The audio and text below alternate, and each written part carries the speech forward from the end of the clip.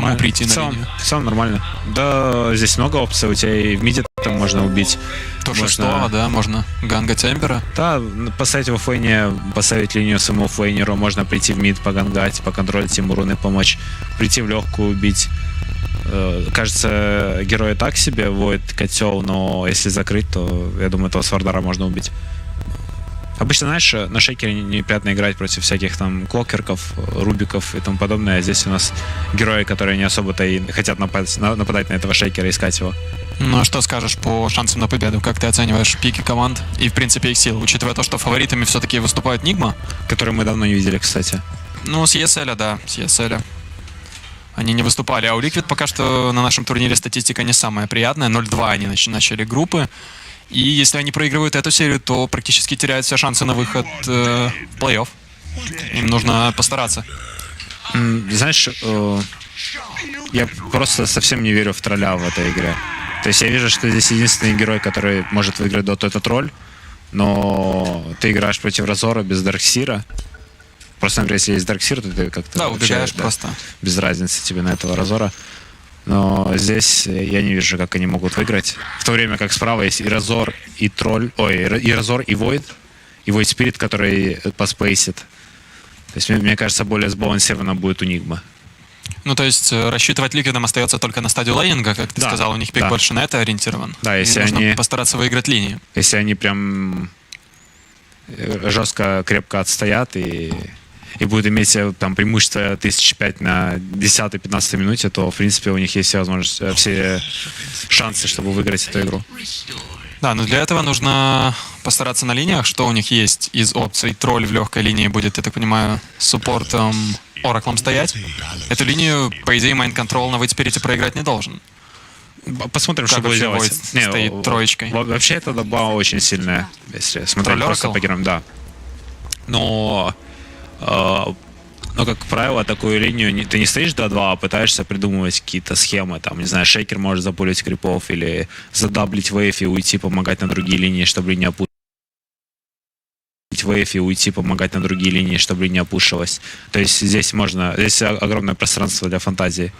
Да, уже взял себе ботинок. GH будет бегать за вышкой, скорее всего, где-то выводить крипов для майнд-контрола. Потому что стоять просто ПВП с троллем неприятно, наверное, будет на Вейтспирите. Кстати, не видели мы мейн-контроля на Вейтспирите. Наверное, в последнее время в пабликах тренировал и решил нам показать этого героя. Потому что у него, видишь, даже в Dota Plus самый низкий ранг персонажа. Может быть, где-то на КВшках и появлялся, но даже в паблике мало играл на нем. Ну, может с фейка играет, чтобы не палить. Ну да, тут у всех, смотри, ранги Dota Plus низкие, даже у Миракла Void бронзовый. Да, они, кстати, вот я что заметил, конкретно команда Nigma, вот они, начиная, не знаю, месяца 3 назад, вот они перестали вообще на мейн-аккаунтах играть. Очень редко играют. Не палятся. Так, ну в миде пока что Разор должен доминировать все-таки за счет статика, но, в принципе, опция на Эмбере пушить линию всегда остается. Да, на топе вот у нас Инсания ждет хороший, подходящий момент, чтобы напасть. Здесь нет, слишком далеко. Кстати, Орбы Веном у нас у Свардара. Что хочется сказать, есть трик на Эмбере. Ты можешь качнуть фисты и обнить траву, фисты, чтобы разорвать. Особенно это удобно за Рейдиан делать, там близко. Справа близко, да. Да. Посмотрим, будет ли он пользоваться этой фишечкой. Видел, я так делали несколько раз. Так, тролль снизу уже тут на стака на крипов. Да, он, смотри, у нас шейкер запулил. Единственное, что плохо они сделали, они не заблокали большой кэмп. Обычно блокают большой, потому что тролль может весь этот движ привести на большой и фармить и большой, и крипов с линии. Но этого всего не происходит, потому что у нас Oracle все еще наверху стоит. Да, они все еще ждут фраг на Миракле, возможно. Да, тут, понимаешь, там снизу линия хорошо стоит, в принципе, и нет необходимости. Ну, здесь как? Ну, как хорошо. Здесь First Blood, может быть, еще сделан? Нет. Миссы, прокат. Ну, до этого хорошо стоял, то есть он стоял по таверам, фармил, и здесь помощь Oracle не особо не нужна. Да, сейчас уже смещается инициация на бот, у него нет фласки, поэтому Микки придется отжираться тангусами. Нужно тащить реген на линию, иначе его здесь прикончат. Шейкер уже готов выдавать фиссуру. И мейн-контрол с ремнантом. Вот, нужно быть аккуратнее. Да, здесь не особо хочется агрессировать. То есть сейчас я считаю, что у них все хорошо снизу. Ну, линия стоит удобно. Да, Вейспирит получает фарм, все в порядке у него. Но они все-таки давят Инсанию, пользуются моментом отвода, крипов нет, и никто не помешает напасть, но все равно миссы, и отгоняет Мики отсюда. Кстати, супер забавно получилось. Может, мне показалось, конечно, но вроде как Инсания кастовал диспел в шейкера, и в этот момент Атакси на топе у нас нападение. Так, дерутся здесь. Как-то агрессивно Немиракл прыгает на самом деле. А не ошибка ли это? Тайга? Ну, не хватит. Да. Realm? Оп, связался, нет, есть Vision. И это First Blood для команды Liquid. Как-то еще здесь и Куроки может умереть. Ну, так-то да, он там, конечно, быстрый, на коне его отпустили. Так вот, Инсания кастовал диспел, и в этот момент Вейспирит ставит первый скилл, таким образом сбивая каст, и он же и задиспелил себя сам. Ага. От первого. Да, конечно, Мираcle здесь очень грубо ошибся. Нельзя так, это просто на ровном месте. Вот он прыгнул, и все. Войд так не работает. Ты... Прыжок в один конец получился. Да, ты не имеешь права так тратить. Ну смотри, пока что напрягает Miracle на топе. Вот это начальная трипла, в итоге продолжение 2 на 2 противостояние для Liquid приятное сверху. У Слардера полный фрифарм. Войд боится подойти к крипам, плюс отдал уже First Blood. Так что, в принципе, вот она стадия лейнинга у команды Liquid. Удачная, на топе снова убивают героя Nigma, это Кура. Там видишь еще, в чем фишка, у них довольно хорошо стоит линия на топе, а маленький кэмп заблочен с интрой. А большой вот периодически ходит Дарквилл банит. И в итоге у тебя вообще нет никаких опций, пространства что-либо сделать. Ты просто вот так на воде можешь стоять и все. Не отпулить, не выровнять линию, ничего. На топе опять, кстати, нападает на Вайда. Ну, вроде уже вернулся Куроки, пытается Блейнлайтом спасти его. Да, вроде спас. Но фармить Fatal Void на этой линии не будет. Очень тяжелое начало. В миде, правда... у нас фистами задоджил. Еще ударчик бы, но не достанет Виха. ГХ немножко поторопился, забрал реген сразу моментально. Наверное, по-хорошему оставить надо было Разора. Ну да ладно. Будет испытывать удачи? Нет. Он, возможно, если бы видел героя, который юзает фласку, тогда сбил бы, а так. По крипам, конечно, у Вайда вообще печалька здесь. Ну и как подойти к крипам? Он только подходит, у него уже пол лица нет, и тратит фласку, то есть у него уже там нетворс почти на нуле. Он и не фармит, и деньги тратит на расходники. Как же сложно эту линию стоять Faceless Void'у. 1000 преимущества уже для Liquid. В принципе, снова диспел на себя, Инсания отжимает руну. В принципе, то, о чем ты говорил. Линии пытаются выиграть Liquid, и как минимум на топе и снизу у них это удалось сделать. Middle lane, конечно, слабее у них, конечно. Койква никак не может выиграть на Эмбере. И Разор здесь фрифармит. Получается, у нас две линии выигрывает Liquid, и только центр для Нигмы победный. Посмотрим, что будет дальше делать Faceless Void, где он будет искать фарм на этой карте. Да, вот они засамонили ГХ, говорят, приходи, дружочек, мы не можем здесь стоять. Да, нужно помочь. Но очень похоже, что он сейчас умрет здесь, кстати. Поймал Рут. Еще и Oracle сюда пришел. Инсания фраг в итоге забирает 3-0. Вот в этом плане у Liquid более гибкий драфт, потому что они могут запросто оставить снизу тролля одного против Void Spirit и давать равенство. То есть на топ пришел шейкер, сразу моментально делается Oracle, ТП, и все, у тебя трипла сильнее, ну да, у Liquid сильнее, чем у Да, Nigma. у них и дабла получается сильнее, и трипла сильнее. Да. Очень хороший, нацеленный на стадию лейнинга драфт получился у Liquid. Так, шейкер прилетел вниз. Будет ли помощь от кого-либо здесь? Потому что Oracle тратил ТП, они пытаются гнаться за ним. Ну, 8 секунд пока все неплохо, пока все неплохо. Вот если бы ГХ еще поблокал немного, делается ТП. Нет, отменили ТП, по-моему. Это был Инсания, он отменил ТП почему-то, и Мики в итоге здесь умрет, мне кажется. Миссы, ну там не работают миссы, извините. Да, тотемчиком добивает GH. Не умирает от вышки, да, отлично. Хорошее перемещение от ГХ. В этот раз получилось у него все сделать. Ой-ой-ой, как больно, Койкве в миде, есть фист и медленный Виха. Не сможет ничего сделать. Там плазма кулдаун. Куда-то GH вышел на чужой хайграунд без вижена и без хп.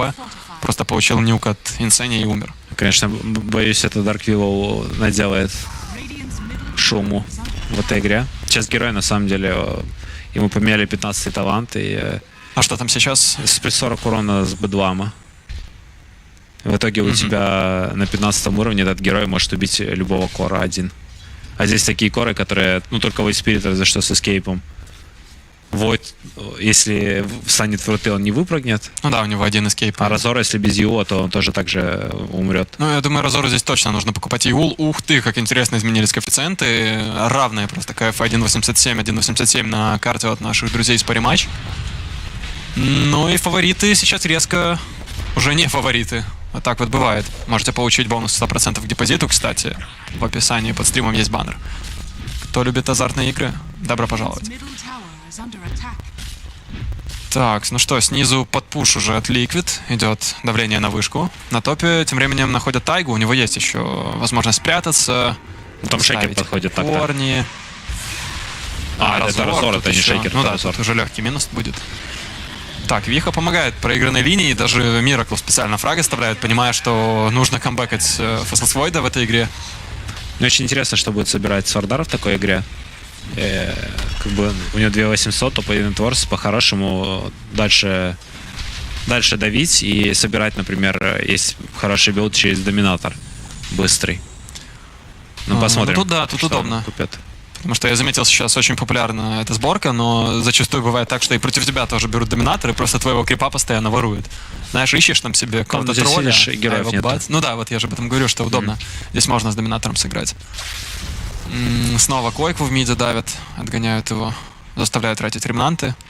Вот видишь, кстати, специально под Разором, мне кажется, такой скилл-билд, он не самый обычный. У тебя 1-3-1. Наверное, чтобы больше рейнджа было, и ты мог цеплять этих нейтралов. Да, ну и плюс фестами дополнительный урон фармить хоть как-то крипов можно. Потому что без дэмэджа под статиком тяжело это делать ручками. Вот, кстати, тролль вроде один всю игру стоит и умер единожды, но у него хороший нетворс по игре. Он покажет сейчас. Вот у него 3000. 3000. Больше, чем у Разора, на секундочку. Считай, как на фрифарме. Ну там у него хороший крипстат был поначалу, очень хороший. Immortal помог чуть-чуть в начале, и линия удачно стояла. То есть его не давили особо, там Джейдж бегал в миде, на топе, и Микки в это время пофармил. У него скоро будут появляться фейзы. 2 брейсбенда уже есть. Так, снизу. Mind Control должен уходить. Переключились на Джейча. Нечем вязать. Сюда еще и Виха пришел. Ой, больно сейчас Вихе прилетит. Сразу несколько нюков. И Фиссур отлично. Джейча отрезает героев.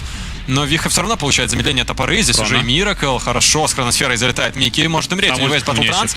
Он успеет все нажать, но вряд ли его здесь отпустят. Хотя корни, Миракл может умереть. Да, Миракл погибает фистами, его добивает Койква. Все еще жив Микки. Нечем его добить. Майнд контрол. Ульт все-таки добивает его пульсом. Ну, опасная драка, конечно. Нигма здесь пострадали серьезно. Забрали всего лишь одного тролля. Да, Нигма пока выглядит не очень уверенно. Но в целом тяжелые линии были, даже несмотря на то, что Разор, казалось бы, свою линию выиграл, но сейчас Койква смещается на бот, получает убийство, и у него уже нетворс даже выше.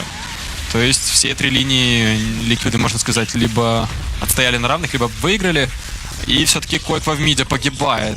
Пришел Джейдж, сместился, помог Вихе задавить этого Эмбера. Без ремнантов уже получилось. Вот такой вот у нас билд будет на боксе. Просто Fast ПТ, стик и, да, блинк.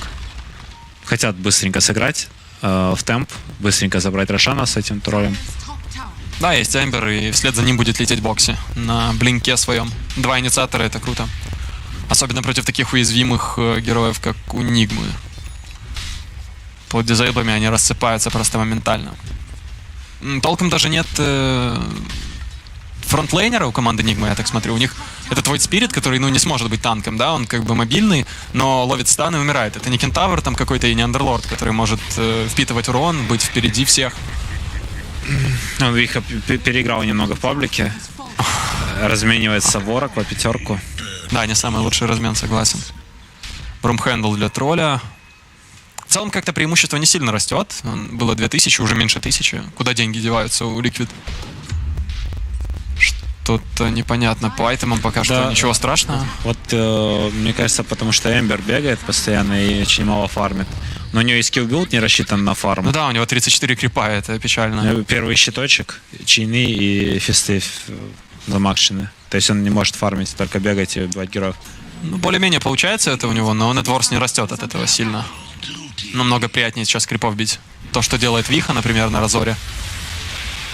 У него 10-й левел, и Нетворс уже подразогнался до 4000 почти. В какой-то степени ты говоришь про фронтвейн, вот Рассор будет фронтвейн, вот он рашит БКБ, просто будет жать БКБ, вбегать в героев и высасывать урон у тролля. Ну да, тут его останавливать будет тяжело в БКБшку. Один слардер может это делать. О, атака на ванпосте. 12 минута, зачем они его перехватывали, здесь непонятно. Инсания за это умрет. Будут драться ликвиды. Не знаю, не лучшая идея, там уже Войд смещается в сторону этой драки, хотя Виху очень больно. Койква все-таки перерезал. Микки еще и Войд Спирита пытается цепануть. Майнд контрол должен уйти, хотя у него остался тэп, вот Катя. Хотя не, у нее есть мана, есть будет Сики, второй скилл. Да, Миракл сюда пришел просто пофармить, в итоге хроносферу не удастся реализовать. Молнии делает себе Войд. Ну, стандартный айтем билд для фарма. Плюс пробивать тролля приятнее в хроносфере. Опять, если смотреть на драфт, герои Liquid как бы активизируются намного раньше. И вот у них все понятно и прозрачно. Сардар купил блин, сейчас будет просто бегать, давать стан, вешать амплифай, и Эмбер будет фистить. И все. И таким образом ты будешь убивать героев. В то время как у Нигмы, даже если Войд захочет кого-то убить, он придет, поставит хрона, и туда вот нет кнопок. Да, на самом деле в early гейме, в mid гейме пик Liquid выглядит намного устрашающе, но все-таки если игра затянется и появятся шмотки у того же Разора и у Фаслас Войда, да, то потом невозможно играть. Да, и Эмберу очень страшно будет выходить на линии, да и тролля не будут отпускать. Здесь по-хорошему добить хотя бы Шейкеру блин. Вот мы видим, Шейкер снизу качается и его прикрывает в какой-то степени. Кура отвлекает внимание на себя. Как отвлекает? Как же больно. Один фист еще нужен. Койква аккуратненько залетает и добивает. Ну, в целом эти фраги вообще не дают преимущества ликвидам по золоту. Смотри, оно не растет никак. То есть фарм Войда равноценен этим убийством. И, сбивает ТПшку Койква. Неприятно. С иллюзиями был майнд-контрол. Снизу хроносфера в боксе. Ой, это будет очень хороший фраг, нужно добивать. Авторшок, но подсейв от Оракла. Ненадолго продли жизнь в боксе. Так. Делает блинкаут, неужели он выживет? Да, выживает в боксе, но Инсане придется отдаться вместо него. Да ладно, не нашли, это же дефолтное место для ТП. Миракл его не находит. В итоге никого не убили, хроносфера ушла в откат. Да уж. Но в целом все не так плохо. Но сейчас будет плохо. Можно и подстрять. А тут один в боксе. И, по-моему, тут в боксе может подстрять. Промахивается, правда, своим ремнантиком. GH. Так, ну пока такие драки без фрагов выглядят очень скучно. Сам вот смотрю на последние игры Нигмы. И если не брать в расчет, то выигранный турнир от них, где они в финале у Секрет выиграли 2-3. Mad Moon, то они как-то вот выглядят уставшие, что ли. Или не сильно мотивированы, потому что видно, что раньше Нигма это как эталон. Вот здесь крутое нападение от Liquid. Закомбинили скиллы. Но, по-моему, Майн Контрол уходит. Да, там еще конечно, и его потратить. Хотя, наверное, умирать здесь. Да. Джейдж даже фиссурку не давал. Раньше эта команда, как эталон, как бы глупо это не звучало, выжиманием максимум в каждом моменте. То есть идеальное прожатие кнопок, там, хорошая командная игра и все такое. Сейчас мы видим это какие-то неуверенные нападения на линии, какие-то тоже не очень правильные решения от того же Вайда. То есть как-то не очень собрано, что ли, выглядит со стороны. Может, я ошибаюсь, конечно, но... Ну, разная мотивация сейчас, конечно, у команд, исходя из ситуации сложившейся. С этой изоляцией, с отмененными турнирами. Да, здесь, я помню, кто-то на эту тему говорил, может, даже, ну, не на интернет-сетах, а вообще, что все с этой командой, здесь сейчас, секунду, у нас нападение на Шейкера снизу, не дают добить, блин, ГХ. Да, опять-таки немного не хватает. Здесь опасно, здесь надо, я не знаю, надо идти в свой лес, какой-то большой кемпик, бить, там все же 200 монет осталось. Так вот, говорили, что все с этой командой стало понятно, вот когда мы посмотреть последний трусайт, где Куроки, когда последние кадры, где он говорил, ребята, я так хотел уже пойти отдыхать в отпуск, завязать с Дотой, но походу придется еще играть год, чтобы поехать на Ин следующий и выиграть его. То есть и это, ну, может, это даже и сказано было не на полном серьезе, но это многое говорит о команде. То есть это сразу как бы Ну, понятно, что Куроки конкретно, не знаю, как его команда, но играет исключительно ради инта, а не вот онлайн-турниров. Ну да, возможно, это в этом есть правда. В каждой шутке есть доля правды. Так. Шейкер у нас все еще без блинка. Не дают, его душат, не дают пространства. Ну, кстати, снова коэффициенты нам показывают, не сильно они поменялись. Все-таки чуть меньше веры в Нигму, хотя я бы даже наоборот сказал, пока игра нормальная для них. Возможно, сейчас по темпу ликвиды начнут давить, и вот это... Они Рошана заберут, и будет плохо. Да, вот с этим, конечно, нужно как-то бороться. Нигме желательно этого Рошана дефать. Ну, тимфайт есть, да, только Шейкеру, вот, блин, добить было. Вот они ходят, все команды за ним, чтобы он довел этот блин. Ну так-то пока БКБ нет, можно подуть котла и придумать что-то. Разор, правда, мертв. Скорее всего, не отдают этого Рошана. Ну что-то в сторону Рошана смотрит, майнд-контрол, но как-то неуверенно все это. Да, здесь сколько не даст пройти. Задувочка. И только сейчас пропинговали, Нигма понимает, что происходит. Есть Висура, пытается помешать, Благинвайт, правда, мимо, Куро за это умрет. И все. То есть в подарок Рошана еще и падает Котл. А Егис для Мики. И Шейкера подцепили, который все еще без блинка. О, а это тут минус. Да, очень простой фраг для Койквы. Тут можно и в дезолятор сыграть так-то. Минус армора прилично. Койква что планирует себе делать вообще на Эмбере? Давай, это будут молнии. А дальше, возможно, какой-то агоним тогда уж. В принципе, логично. Смотрится такая сборка. Мики начинает уже давление с Инженьяшей своей. Прыжок снова за Вихой. Разор подставился. У него до сих пор нет блокинг-бара, и он здесь умирает. Ой, ну как-то пока очень разобранно выглядит Нигма на этой карте. Подставляется по одному, ни за что умирают. В это время Миракл, конечно, фармит, но спейсом это назвать сложно. Ну, Разор это точно не тот герой, который должен спейсить таким образом. Смерти. Так, Миракла пытались поймать, не получилось. Им клоу находит. Теперь урона будет побольше, быстрее начнут фармить.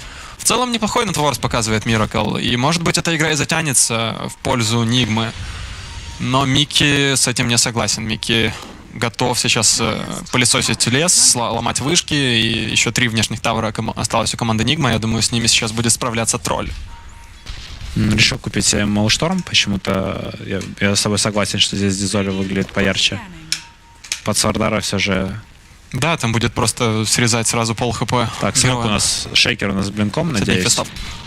Да, блинк появился, сейчас можно неожиданно его реализовать, но как-то пока что без Вихи, наверное, драться будет тяжеловато. Там еще ульт-котва есть, а чё? Ну, окей, убили только Оракла, и то он себя сейвит. Что-то вообще провальный файт от Нигмы.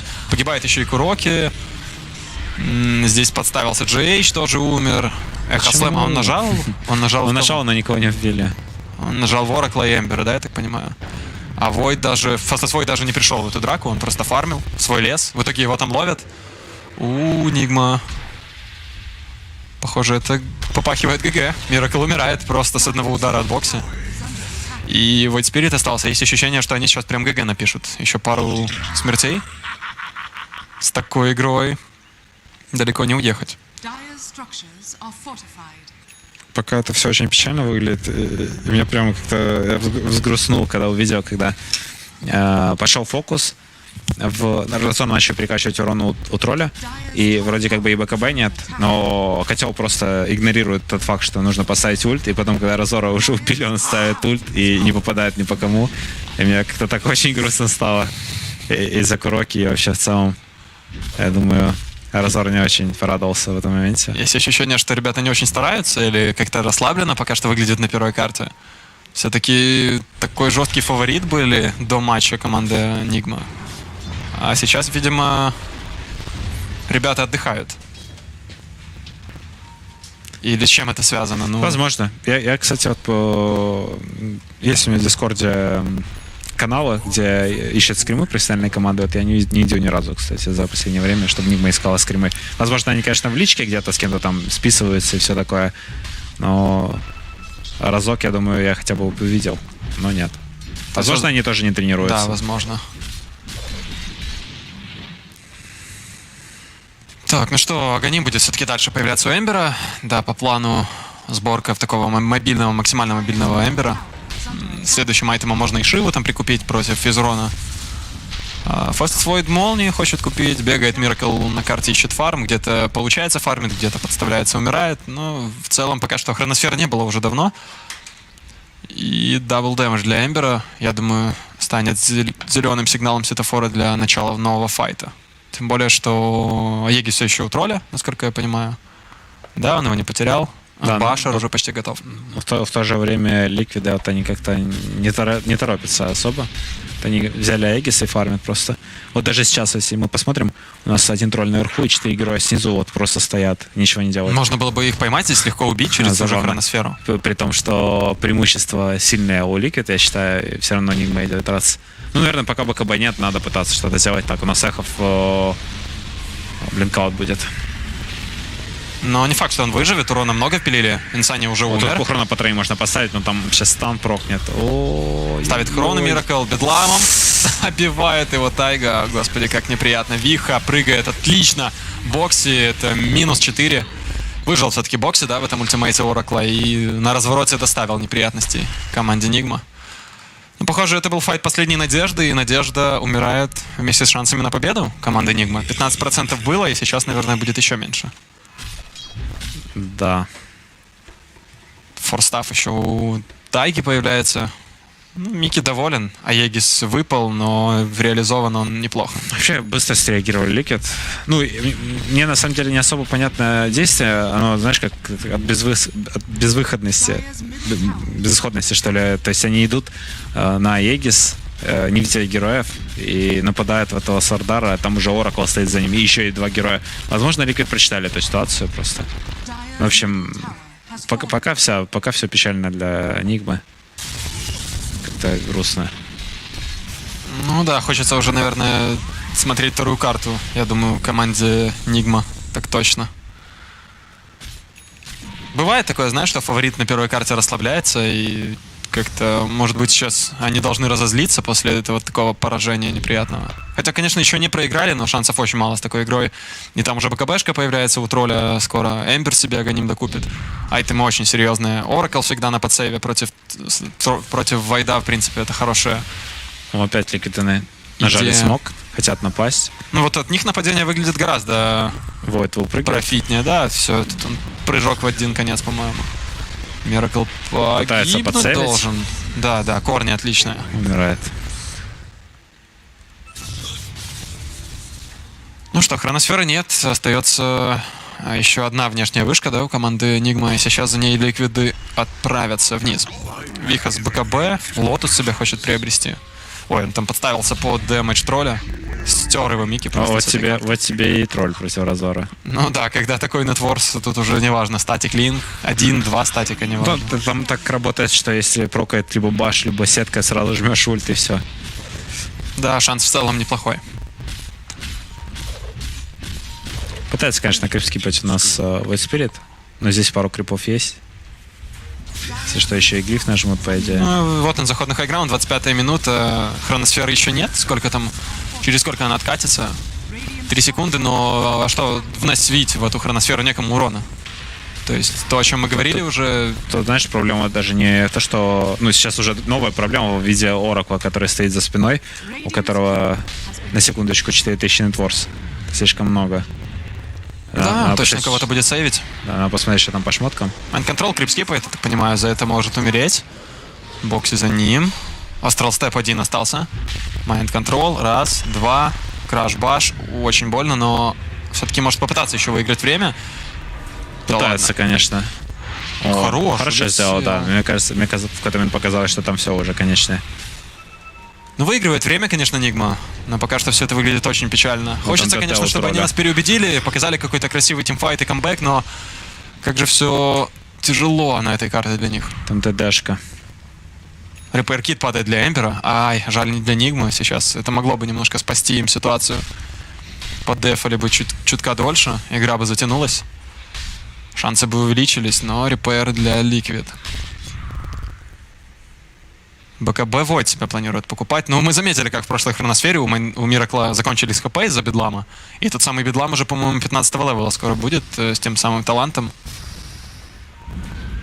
Эмбера могут найти в смоке. Nigma снова, ты смотри, они проигрывая, идут в смок, атаку. ищут в кустах, что здесь они потеряли, интересно. На топе уже вышки нет, с чего они взяли, что здесь кто-то будет. По макре. Гениально, гениально. Ну, кстати, они поймали тролля. О боже, Нигма. Что за гений. Но он все равно успеет нажать ульт. И... Ну, это все. Это конечное. Это очень забавно выглядело.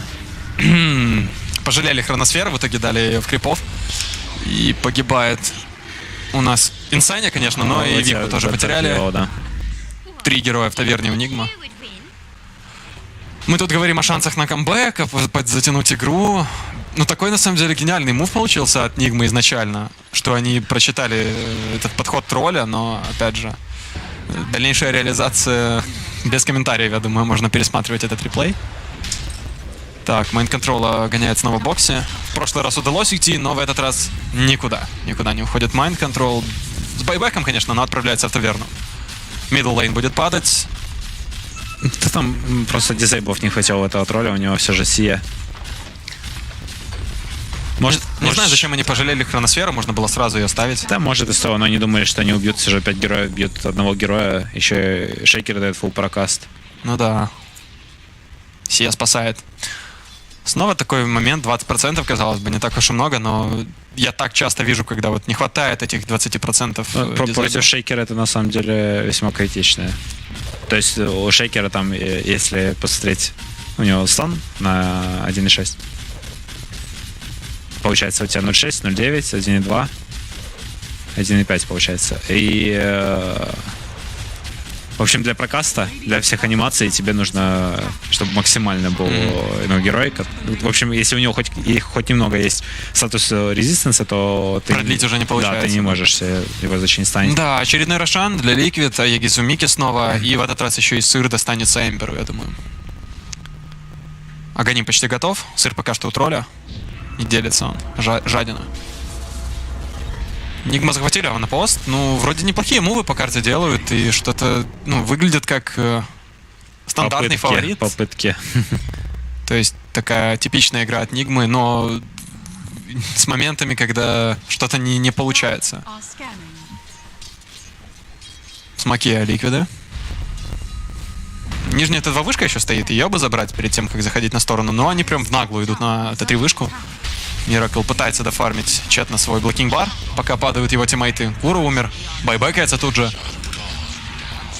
Ну, Ликвиды прям не готовы отступать в эту вышку до конца. Впиваются. Шива будет у Разора скоро появляться. У тролля Эбисел по плану. Микки фокусит вышку, ловит ремнант. Ой, хороший статик. Сейчас Микки останется без урона. Ну, в целом 200 урона хватает. Всего лишь 80 потерял. Форстафы теперь спасают еще и от статик Линка. Да, и фишка в том, что если у тебя большой статус резистенса, у тебя и быстро спадает этот дебаф. А, да, кстати, тоже плюс. Так что сатаник может быть дальше, как вариант. Виха подставился, Вилвист неплохой подсейв, Виха в БКБшке, но не добивают его. Окей, он выжил, Вилвист будет падать. Микки потратил блокинг-бар, это шанс его убить, но опять же Аегис. И не хочется тратить, да, не хочется тратить Эхослэм в этот Аегис. В боксе просто лужу расстилает. 2% на камбэк от команды Нигма. Ну, не такое, конечно, ребята, и не такое ребята из Нигмы камбэкали. Я помню во времена Буковель Минора и там на других турнирах. Но здесь уже, конечно, выглядит все нереально. В боксе подставился, но есть лазеечка. Выход из-под фиссуры. И Т3 вышка должна падать. Миракл, майнд-контрол в одной точке. Микки вообще плевать, то, что происходит вокруг, он просто бьет вышку. А боксик с одного удара Куру стирает. Без вебека. Да, он только что выкупался. И Микки продолжает получать подхил от Инсани и грызть бараки. Миракл с хроносферой. Эхослэм тоже есть, но как-то нужно Аегис выбить перед тем, как ставить хроносферу. Иначе это будет бессмысленно. Бараки тоже продолжают падать. От спама почти нет у Нигмы. Закончился от спама. Вот ремнантики изредка вылетают, какие-то плазмофилды, но этого всего недостаточно, чтобы засейвить бараки. Вторая сторона падает у команды Нигма. И потихонечку Ликвиды сгрызают последний барак. Можно отойти, некуда спешить. 15 тысяч преимущества, можно спокойно эту карту довести до победы без риска. Скажем так. Точно по такой же схеме сейчас забрать третью сторону и уже с мега-крипами, я думаю, закончить труда не составит.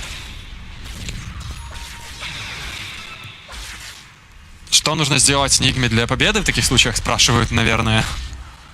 Выйти из игры и попытаться сделать хороший драфт и хорошо сыграть на линиях на второй. Но это слишком дезморально. А на этой? Что на этой? Какие шансы остались? Нет, здесь все понятно. Камбэк 2020 года. Какой-то невероятный сейчас. Обычно, знаешь, во многом камбэк зависит от того, что делают соперники, а не от тебя. То есть, как бы ты, каким бы ты супер крутым игроком не был, но ты в такой ситуации не сможешь до тех в пятерых. Ну да, и без ошибки соперника тут не обойтись, согласен. Но нужно убить Сапа в первую очередь. Вот они пытаются убить. Саню напали, убили, окей. Он без байбека. Это шанс. Нужно кого-то еще цеплять, но разбегаются ликвиды, ожидают своего тиммейта. Вообще в такой игре, как и во многих других играх, нужно просто убить в первую очередь сапов. Потому что сапы самые слабые герои, то есть их проще всего убить, но при этом они, как правило, делают очень много в драках. То есть Oracle тебя сейвит вообще любого героя. Если убил Oracle, нет сейва. Также и Dark Weevil. Ловит один стан, может умереть, а если не ловит стан, может убить Кора. Так это и работает. Кстати, видимо, тоже талант на 15 взял таймвок. Непонятно мне это решение. Если Miracle считает, что достаточно урона. Ну да, урона явно не хватает. Просто, по идее, котел может откатывать тебе таймвок, если ты прям сильно хочешь прыгать часто. Да, он просто, наверное, фармить хочет больше. За счет таймлока бегать между компами. Мобильнее быть. Так, здесь вгрызается Микки Виху. Боже, как легко он с ним справляется. Это контрпик, как бы. Должен быть контрпик. Но денег слишком мало у Вихи. Там Аганим уже у Койква. Да, гоняет, ищет фраги. 2-3 ремнантика, все тратит. Под аркан руной. Конечно. На самом деле Виха как-то... Снова атака на Инсанию. А форставчик от Тайги спасет. Инсания даже ульт не тратит, боже, как хладнокровно он принимает эту атаку. В итоге майнд-контрол становится ножкой.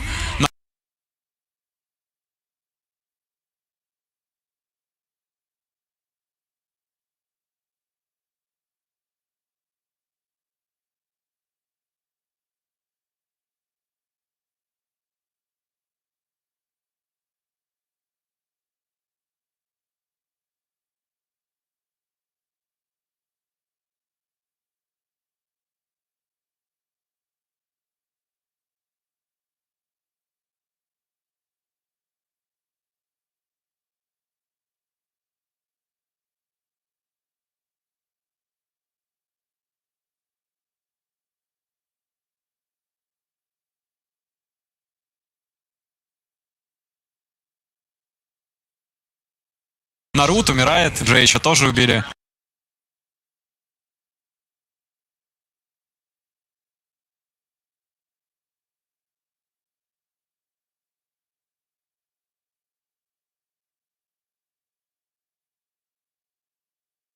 Вчера мы уже видели такую ситуацию от Liquid против Alliance.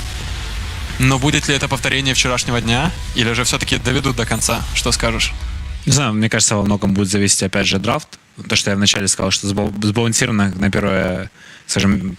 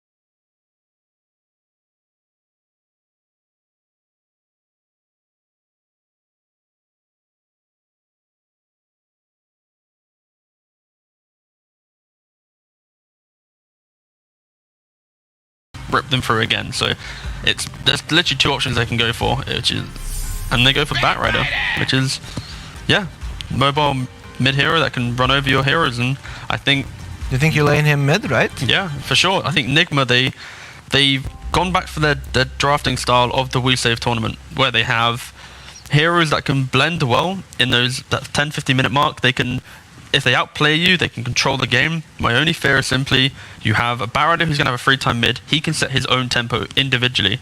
You then have this DK. He's always going to rush that early blink dagger. It's a scary game for sure for Nigma, but I think now they're back in their comfort zone of the games that we saw them really crush on. I mean, I really like this Batrider, and if it's mid, both Pugna and Necro struggle against it. It's box. It's probably just an offlane bat, right? And DK mid. I mean, they can go either way. Yeah, sure. Like, whatever they go, this bat is going to have a decent game.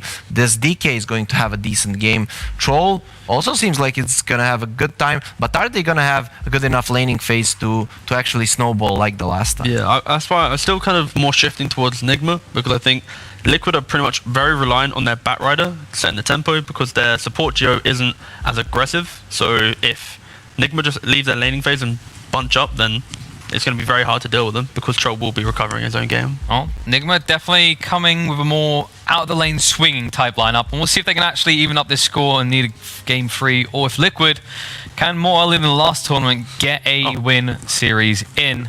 And on the line, we have got OD Pixel, and I'm not really sure at this point if it's just Lacoste or maybe Fog got really good at doing accents. Well, I'll throw you another curveball. We actually have Fogged in now because he's here. Fogged, how are you doing? Hello, test. Am I working? I'm good. My internet, of course, again, round 2. Didn't work this morning at first for a while, so yeah, but I'm here. I made it, Lacoste, of course. Amazing. Love listening to we'll see if you can do as good a job, you know. You got well, high doubt it, but I'll try. Yeah. But I mean, here we go, Fogged. You know, game 2. I've got to be honest. For me, I think this is a much better draft from Nigma. I mean, what do you sort of see from these 10 heroes we've got coming to the battle? I like the way that they reacted a lot to the way Liquid was drafting, right? I feel like you see the Clockwork pick, and you're like, okay, yeah, they have this clear avenue to try to get into the back lines with Clockwork and Ember, so they can jump on top of the Coddle and the Grimstroke. So that's pretty neat. And then they saw like no magic damage, right? You see like Coddle, Grimstroke, DK Troll. These heroes, sure, they have magic damage within them with like Breathe Fire, Axes, Cut Blast, blah, blah, blah. But Pugna and Necrophos overall should be pretty strong when they saw those. I think this Batrider pick, though, is super nice. I think that's like also them reacting to what Nigma had. And this hero is incredible versus not only the Pugna as well as the Necrophos, but even Clockwork, too. It's going to be pretty tough for the Clock to get catches on him. So that should be nice. And I think both teams have definitely like kind of counterpicked a little bit of each other. So kind of see how those lanes play out.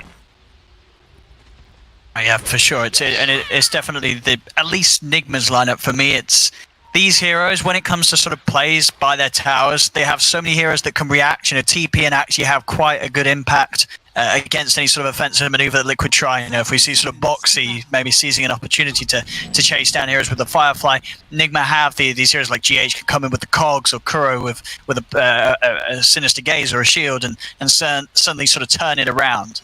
Obviously, in the big game, you'll have that huge amount of magic nuke with the Decrepit Fire Scythe combo. He's running in. There's 3.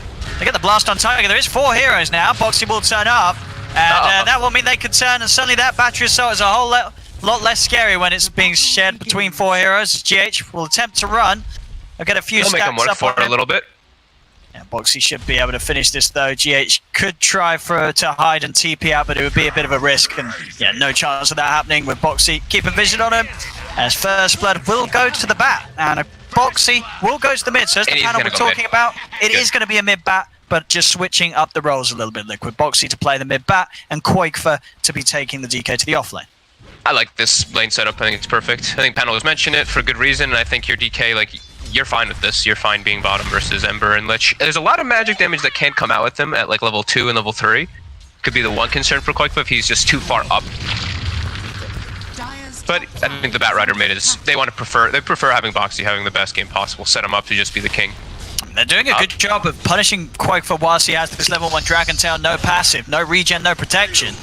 As Nigma will be able to push that DK out of the lane earlier. If they can, you know, again repeat that when he gets back in, he is very vulnerable when he's just the level 1 DK. Yeah, for sure. That was the one thing I'm concerned about, is when the lane's so far up, you're playing versus Lich. He's going to get 3 nukes on you. because he's going to have how many mangoes possible. So he's just going to chase you very far, as we see KuroKy really dominating. 7 stick charges on this Lich too. He might get this kill, Taiga. Oh, no, not quite in range for the last blast. Quaitha does lead him with the Dragon Tail onto Miracle. Quick juke of the nuke from Taiga, and Taiga still having to sit back, does have the salve, and still enough mana to play with a couple of nukes, so he'll hang around. Kuro trying to see if he can cancel the salve, but Taiga gets it off. Now maybe they can turn. Taiga's hit level 2, so he's got that Ink Swell to help set things up onto Kuro's Lich. Oh. The nuke is going to miss, He though. misses. Taiga whiffs it. Kuro, he's actually going to be able to live because of he that. gets a Taiga courier. will get the courier instead, but Taiga, he'll lose his life for that one. A bit of a rare whiff from Taiga, especially after he came in game 1 and gave that excellent performance, as a kill is missed, and it cost him his life in the lane.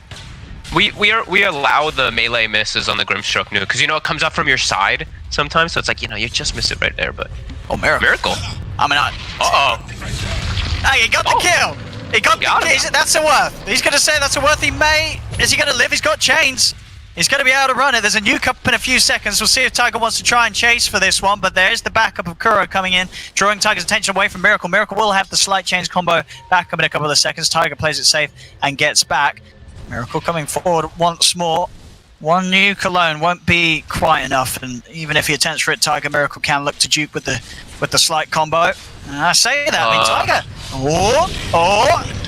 I mean, if they could one more, they got it. Yeah, both. Taiga gets okay. We're seeing outplays from both sides down here on the bottom lanes. First off, it's Nigma tripping up Liquid, but then Liquid come back in the lane. Miracle tries to be sweet with a sleight of fist dodge, but Taiga reads him like a book. Push back. If they got the damage though to kill him, I mean, Mickey and GH both needing to be careful, as neither side will be able to quite finish off one another. The bottom lane continues to be the place where we're seeing all the action so far this game. Mid lane matchup 13 for 1, 12 for 6. Pretty even in trade. Just having the edge in the denies.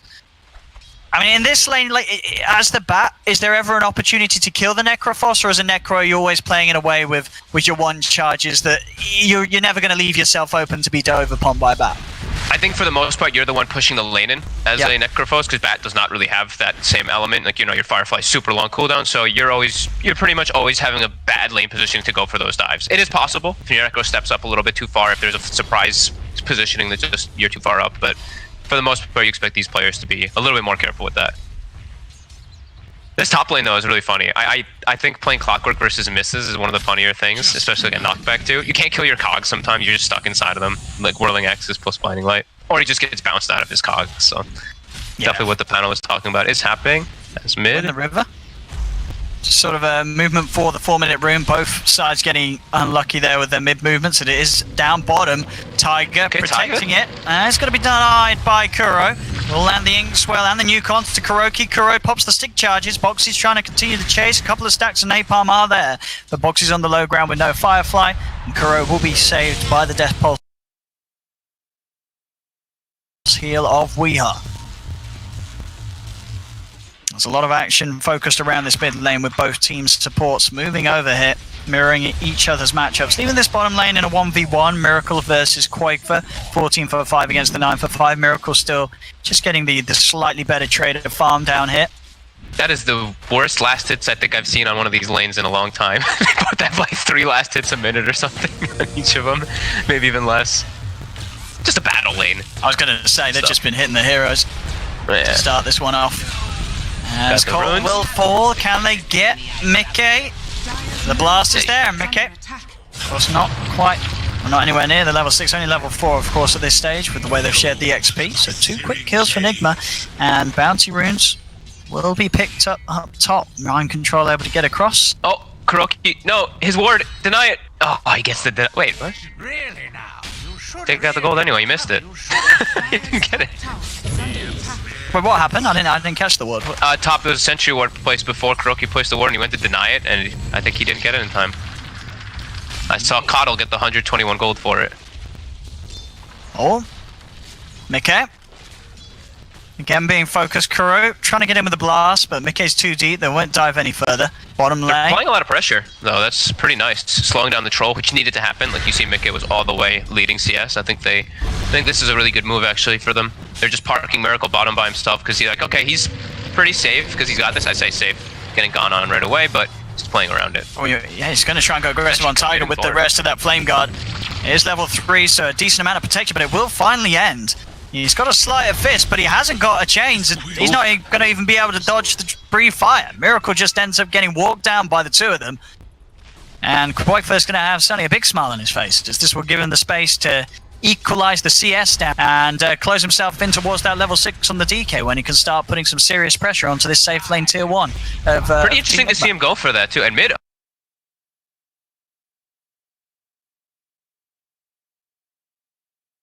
Interesting to see him go for that too. And mid. Oh, to stop the actual lasso, Weehaw.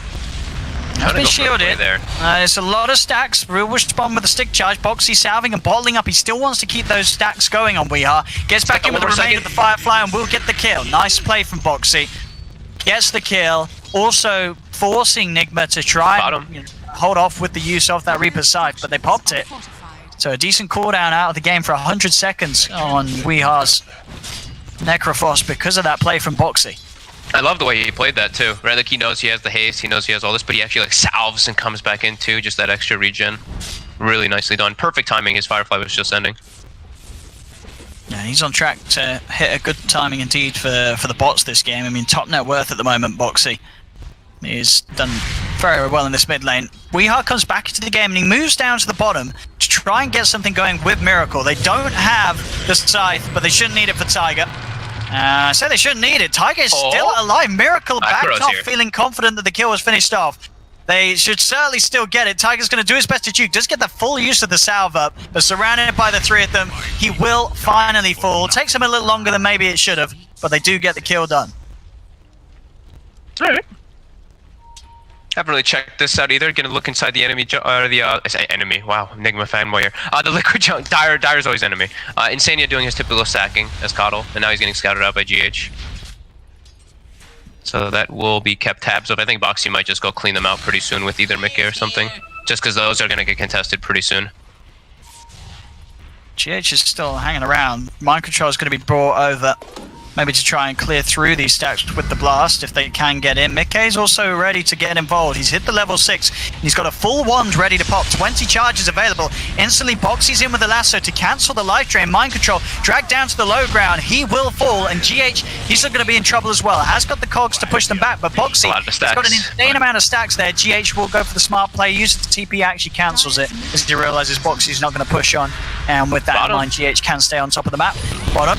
Kuro pops the wand, able to get a blast off onto Quake for Miracle, trying to turn and get these kills with the triple remnant. Will have the burst required to kill off Quakefer.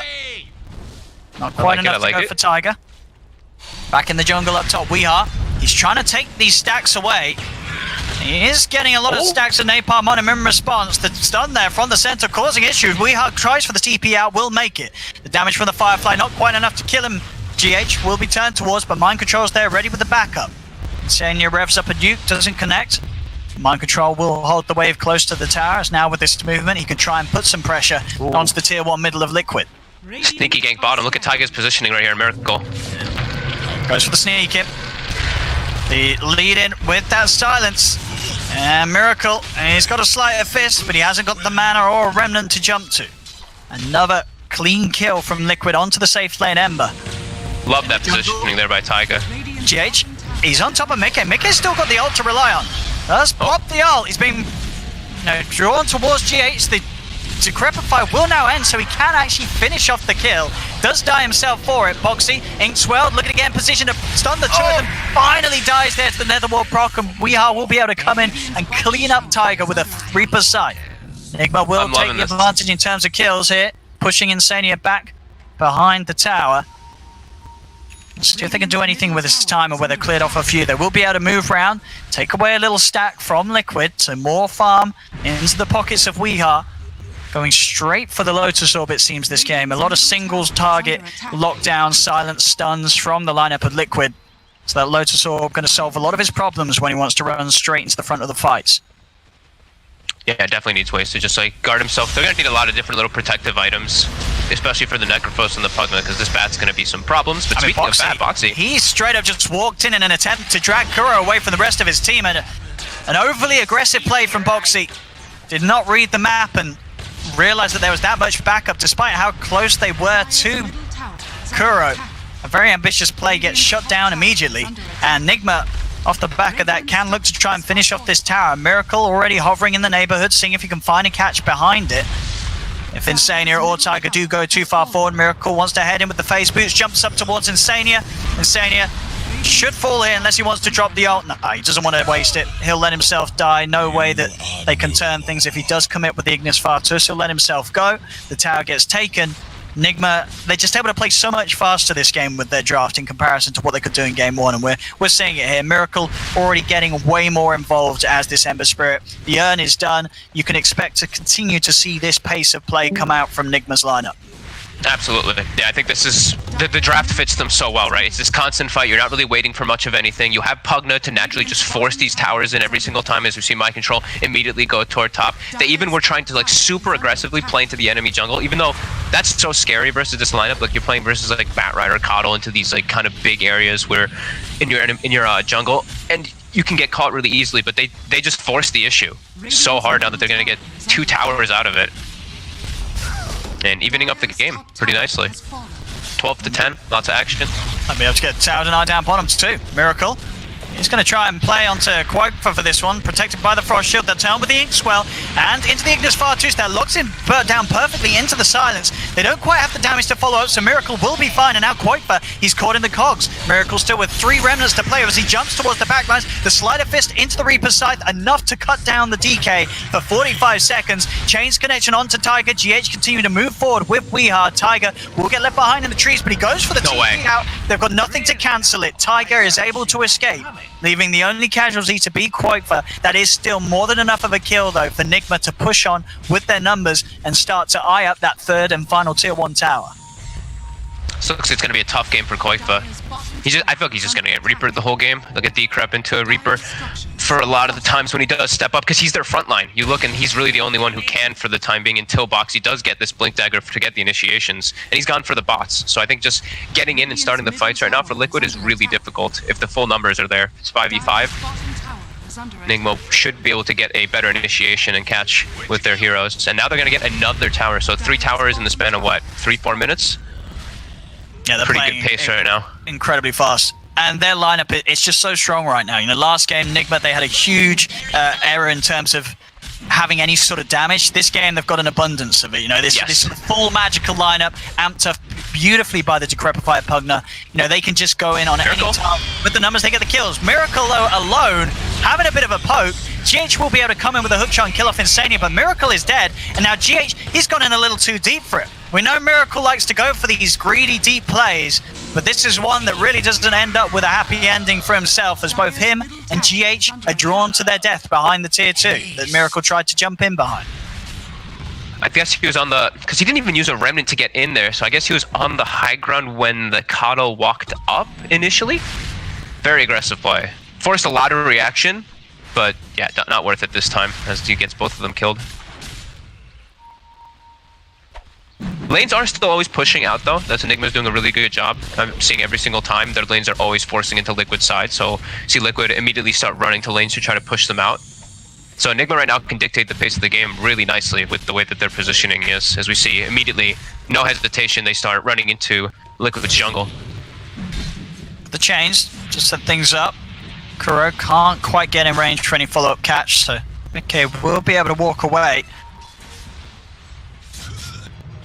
But definitely the opportunity for more towers to be taken. Tier 2s being pressured, and Liquid, their lineup, at least not really until Mickey has his first item, are going to be ready to respond to these. You know, this is a lot of space for Nigma to get away with these objectives that they're taking. Yeah, I mean, just killing the front line is it's pretty scary. Like we mentioned how Liquid doesn't really have the craziest magic damage. They have it with the Batrider, but that's not one of those which is a burst magic damage. It takes some time to build up.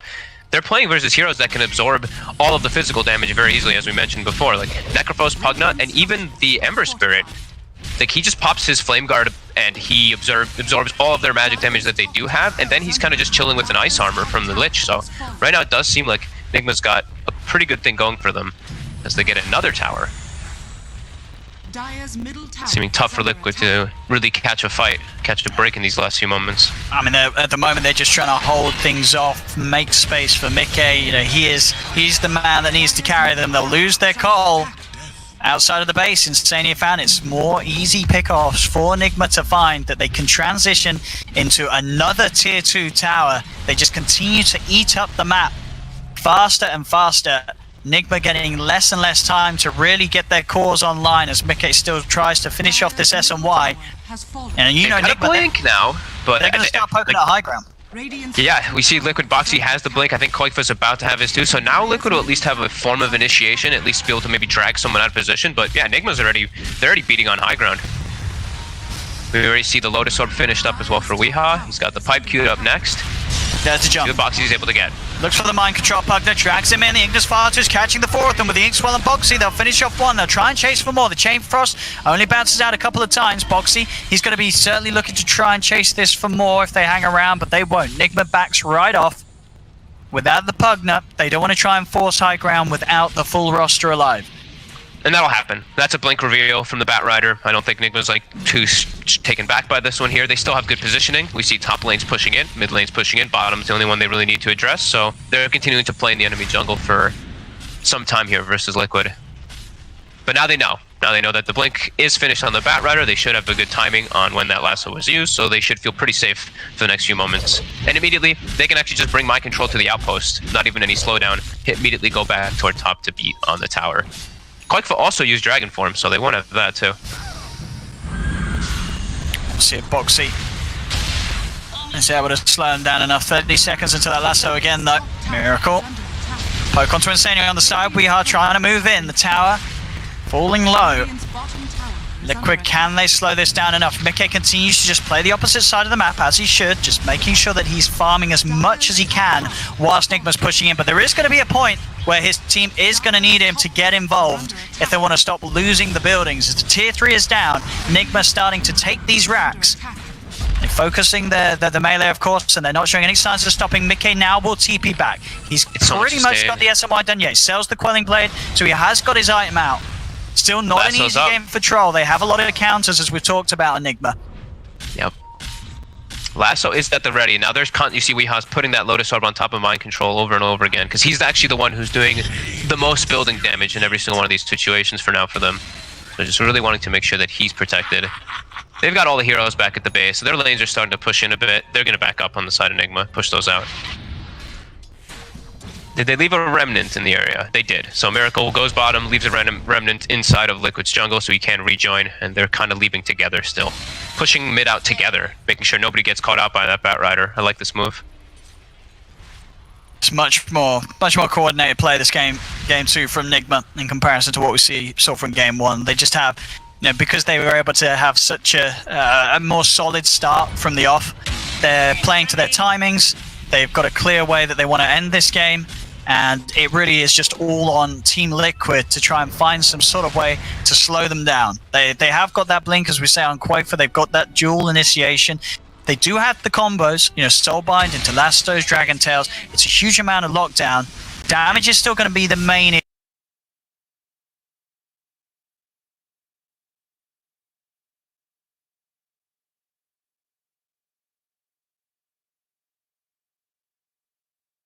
It's time to start knocking at the high ground again for Nigma.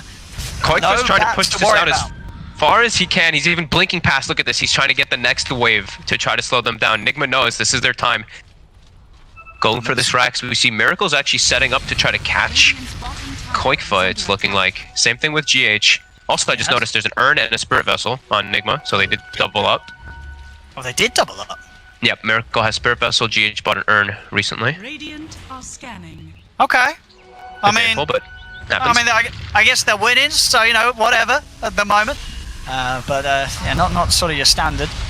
They're not winning by too much. Like, they're playing great to their strengths into line, but Liquid is, look at the gold. It's like dead even, and this troll is starting to get pretty big. It is, but I think that gold on Nigma's heroes right now is much more scary than the difference indicates. Straight in, GH goes on to Tiger. There'll be a buyback from Boxy. He's ready to turn into this one. The soul binds out, locking together both GH and Weeha. He's committing it with the battle trance. Mickey, the battle trance is soon to end. Jump forward with the remnant. Mickey is straight up dead. It's a beautiful chain cross from Kuro. Could not be any better. Bouncing between Quakefer and Boxy. That's a dieback on the bat. Nigma can stand their ground. They can clean up this second racks here on the top lane, getting both of them from Liquid. There's 2 buybacks from Team Liquid, but still, their heroes, they just don't have the power to slow down this sort of 20-minute push that Nigma's coming in with. No, and we see exactly like the troll. Mickey pops his ult, and then he just gets like decrepified, or he's running into targets with ice armor or frost shield. That is, and he targets him without their bat. Now it's going to be very difficult for them. They need a little bit more time. But you see Nigma, they're really pressuring and making sure that they can close this game out before they do give Liquid more time. And it's honestly, it's an last game I really felt was an impossible Void game. This game, I wouldn't necessarily say impossible, but very close to for a troll. These heroes are not like fun to play into. You walk in, you press ult, a million ways to be kited.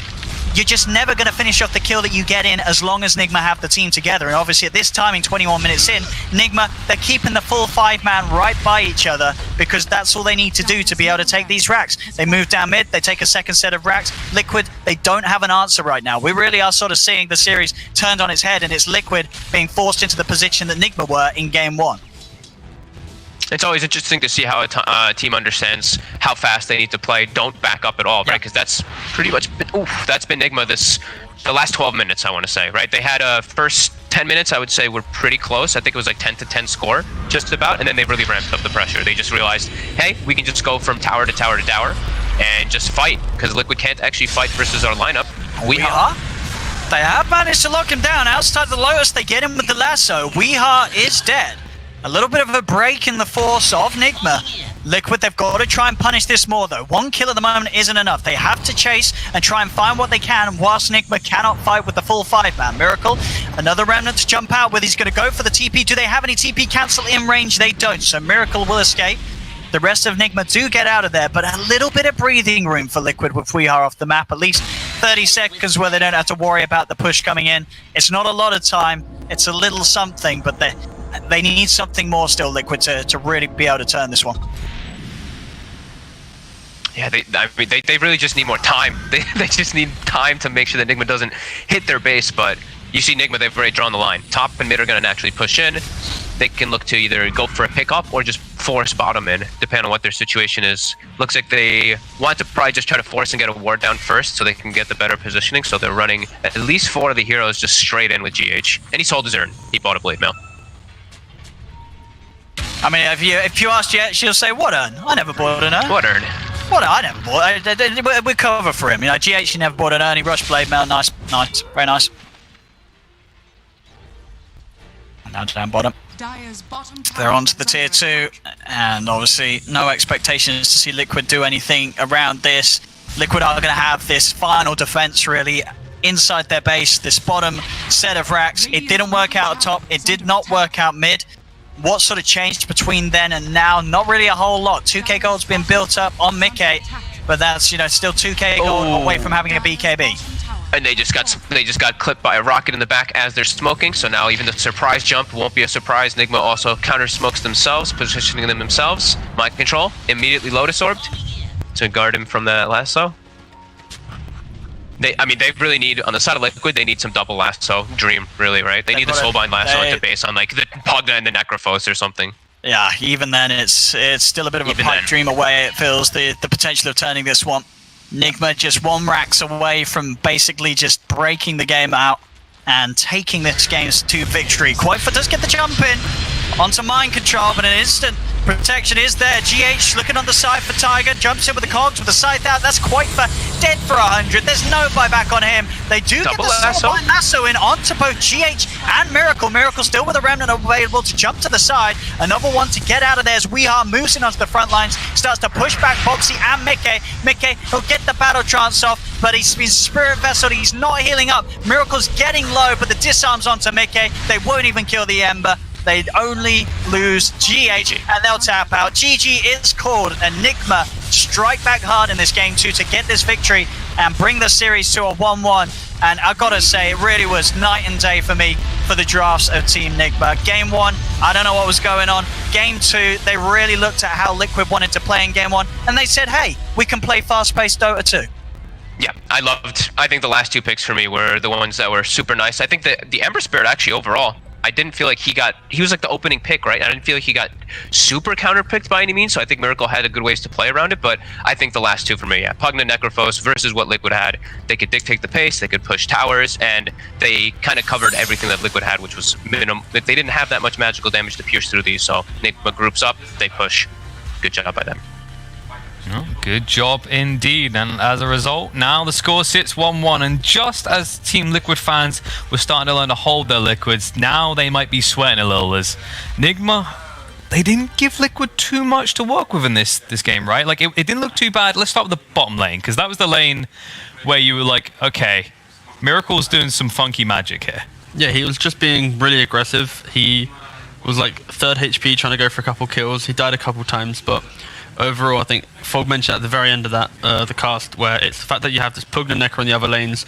The Troll had like 1,000,001 counters to him. Even if he had a good game, you've got Decrypt, the Shroud, you're going to have this shield from Lich as well coming in. And the fact that Nigma, their draft, it was just a beautiful way of we play out lanes, and then once with this bundle, like, where do you farm on Troll? Like, sure, Batrider had an okay time mid, he got their kill onto Necro with the haste rune, but in reality, you don't really have anything to prevent this aggression from Nigma. Yeah, like you mentioned, the bottom lane there, Miracle just needed to get the levels. He did that. Yeah. That's what he used for the fights. He got the Vessel. So that was kind of his point in this game. Get the Vessel, get that damage out, that little bit of a catch that he provides. The other heroes are the ones who are actually going to kill someone. That's going to be your Pugna, that's going to be your Necro. I also like the way that they laned it. Like, when I saw the clockwork against the Troll, I was like, this lane is going to be hard. But then, first they pick a Necro. I was like, that might work, but Necro is way too slow. Pugna, on the other hand, one of the, if not the fastest hero in the game, right? So she can run around, she can be very annoying. You can't really deny the range creep from the hero. So I really liked how Nigma laned it. On the other hand, like, you would want to see this Batrider destroy the Necro in lane. Not really what happened. And the good thing about the Necro bat lane is the Necro always has full wand, so he can always heal back up, which actually gives his supports time to react. So to me, Nigma laned it well, and then very smart way of pushing. We can see it here, and in the end, like, Liquid actually had no answer to it. Yeah, I think we can see, though, if we look at the series that Liquid have played so far, yesterday they win Game 1 very convincingly. Alliance made their adaptations, win Game 2 and 3. This series, Liquid win Game 1 very convincingly. Nigma, they make the adaptations, they've got Game 2. I feel like against these top teams, when you have to play best of 3, you need to have a diverse or deep enough playbook to be able to adjust over the series. You see Nigma, their first game draft was very against the meta in terms of we can't really fight you where we have to make good plays, and then the second game they completely scratched that, go again, and it's like, okay, now we can pretty much take as many fights as we want, we've mirrored your draft from game 1 and we're going to play into you. And Liquid, they've always got the same fundamentals. It's like the Troll or a DK, Coddle or Grim if it's available. And I think in the 2 games we've seen so far, it's the fact that you've got the double support duo being shown very early and that being punished. We see Coddle Shaker and then full on aggression. We see Coddle Grimstroke as your second pick opening. It's like, cool, thank you. Now we can just pick pretty much any run that you line up, and you're not going to have the strongest support duo that can be aggressive in laning phase. That means it's so critical. We said it so many times. It's how well do you do in laning phase, and then convert that into that early pressure. Are you taking the first objective? Are you going for your first Roshan? In this game, because you have Coddle Grimstroke, the lanes are going to be very underwhelming. Sure, you got a Grim DK lane, but it's still not scary. And now Nigma, they get everything they need. They need 10 minutes of okay time. Sure, Batrider might be pressuring mid, but in reality, your side lanes are so good because of this support duo not really putting anything onto the map. I mean, kind of my view of this is that both teams understand what the meta is like, right?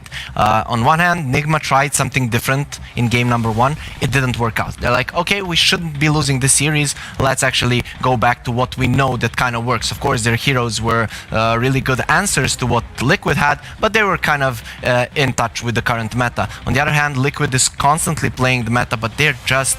I mean, Nigma is just the better team at the moment. So I feel like if we have drafts that both of them are in sync with how Dota should be played right now, was the easiest way to play it, I feel like Nigma is gonna take it 9 times out of 10. It's a fair point, right? Like Nigma, they treat these first games a bit like their uni years, right? It's a good time for experimentation, but then you graduate, it's time to get serious. I don't think we should get too carried away there. Like, after seeing game 1 and how the spell usage of Liquid and how like flawless it was, like I don't think we can be too harsh on them just because they lost their second game. It's just we see that the patch is basically, if you have the right draft that has that big window of punishing, like we see talk about power spikes, and I think this patch is a time with power spikes don't just convert to you having a strong hold of the game and winning it. It's like you're actually just going to win the game from this one power spike, and if you can maintain the power spike, it doesn't really fade away. That's what this patch is about. So it's all about the draft and how you can exit it and punish it. And I think Liquid, they have shown that they can punish from this, and they are a high caliber team. The issue is simply Nigma made the correct adaptation. So I wouldn't go as far as saying it's like Nigma are the better team, they're this and that. I would say No, like, that's the point we're talking about, is that they experiment in game 1, they recalibrated, realized what they needed to change, and then Nigma come back in game 2. Switch it up. Who needs to change a little? It's just being able to like take out this. We say it like every time, right? It's about playing the lanes and actually having a way to take the first fight. And Liquid, they are a little bit predictable in their draft. They always have like the same core concept of a lineup. And that's fine. If you can play well with it, which they've shown that they can do, then go for it. Like, continue doing it. But it's simply the fact that they had only a troll and against Pugna, Lich, and Necro. Like, even if it was a great game, they had all the farm in the world in laning phase, they still get to that point where they're completely kited. You get an early BKB on troll, sure, you may be able to kill supports, but then you have the fact that you need to then somehow you can't do any damage through Decrep and Ghost Shroud. So it's just it's a really hard troll game. And they just put themselves in a difficult position from the get-go. So just don't put themselves in that corner, and then it should be fine. I mean, to be honest, I don't agree it's always that much about the draft. These are tier 1 teams against tier 1 teams. Both of them know how to draft. And to me, Liquid's lineup could have won this game, right? The Batrider could have done more. The DK, they could have had maybe a better laning stage for him. And they actually could have won this game. So to me, it's not so much about the draft. I feel like if they get even drafts, Nigma is going to win. That's most likely what's going to happen. Well, all I know is, because this is a free game series, is going that extra mile, which means you probably need a little bit of time to refresh, get yourself a drink, sit down and get ready, because after a short break, we'll be back for the third game between the sides of Liquid and Nigma.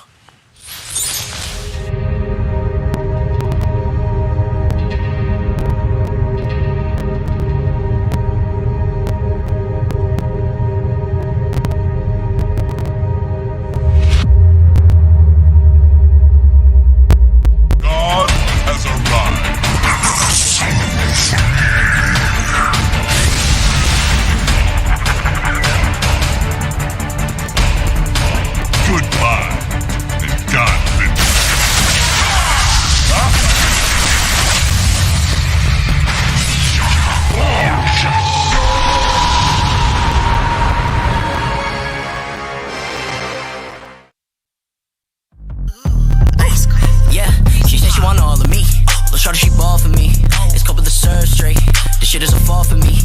I think I'm too high to see, and I can't stress. I do my best to keep my privacy. They tell me, "Sharp, you gonna make it through the prophecy." I got some people around me that'll get you murked. Let me in the game and then I get a shit or hurts. Matter of fact, I think it curse. Plugged in like the charge. Yeah, you're coming at your heart. Are you yelling at your daughter cause you seen the touch you put?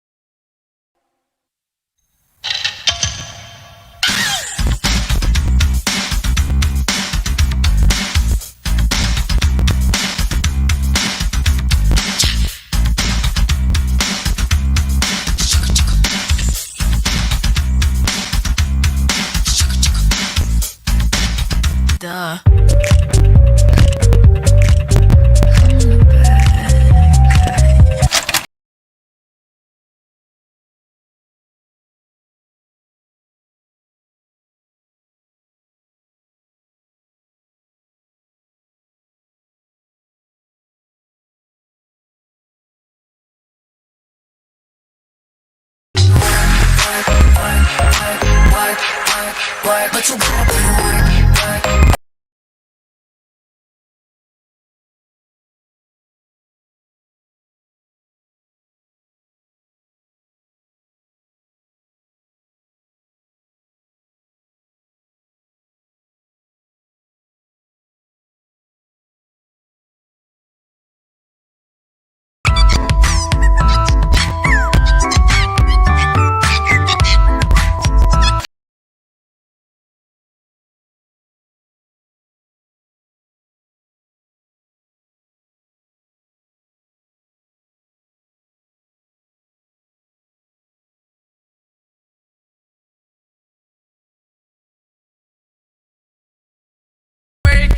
Hey, party maker, hey, party maker, hey, party maker.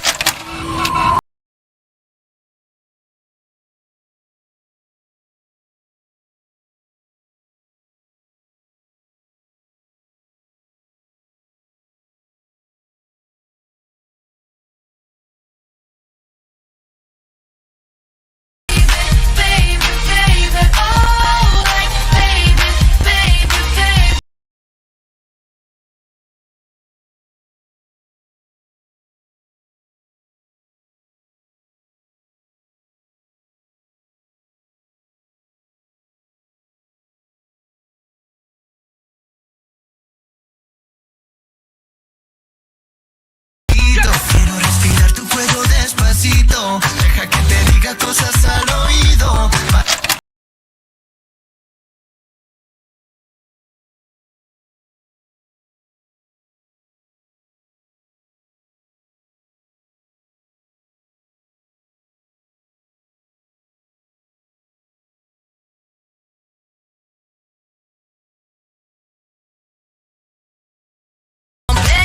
Make me move like a freak. Mr. Saxo.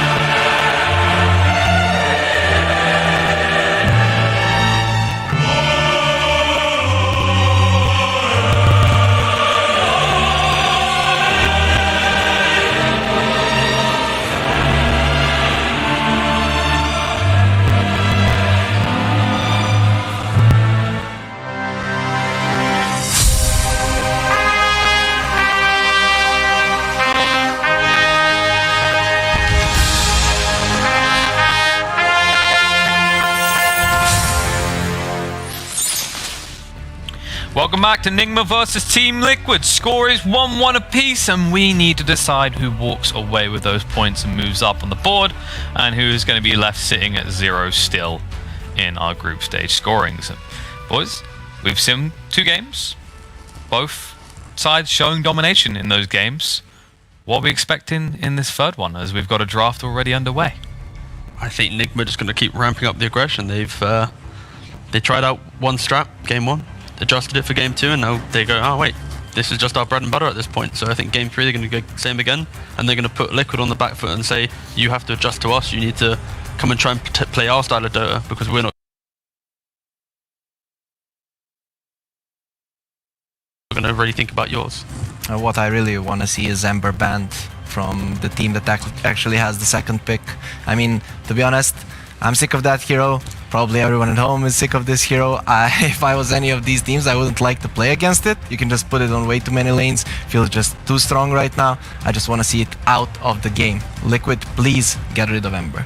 I really like Nigma's bans actually, because after their adjustments from game 1, they know that game 2 playstyle is what they want to go for, and that playstyle doesn't work well when you have that one big hero that can soak up a lot of the map. So Bristleback Timsaw, that can do that, and especially when you're going for these smaller skirmishes, hero like Oracle just really opens that up. So I think Nigma's bans right now are really a big indicator of the playstyle that they want to continue kind of performing in this series. It's interesting to bring up the Ember and how you'd like to see that removed early on as well. I get where you come from, right? It's a good cookie cutter, you can stick it in any lineup, but it's not, I don't feel like it's been definitive of the games we've watched, right? again, I think it's the early days, but it's available here. Like Ember's available and Coddle's available. So yeah, I'll say if you don't pick up the Ember, the other team will probably go Coddle +1 or wait, Mars actually got through. Okay, that's actually interesting. So Nigma, when Mars is available, they often like just to pick it up because it's a very sort of weehigh hero, and in terms of the draft, it allows them to get to the later stage where it really enables the kind of the weaker heroes that are kind of comforted by the Mars. Like you think about Kunkka, Mars, these heroes, they unlock a draft and you don't need a lot of stuns because they just do it all in one hero.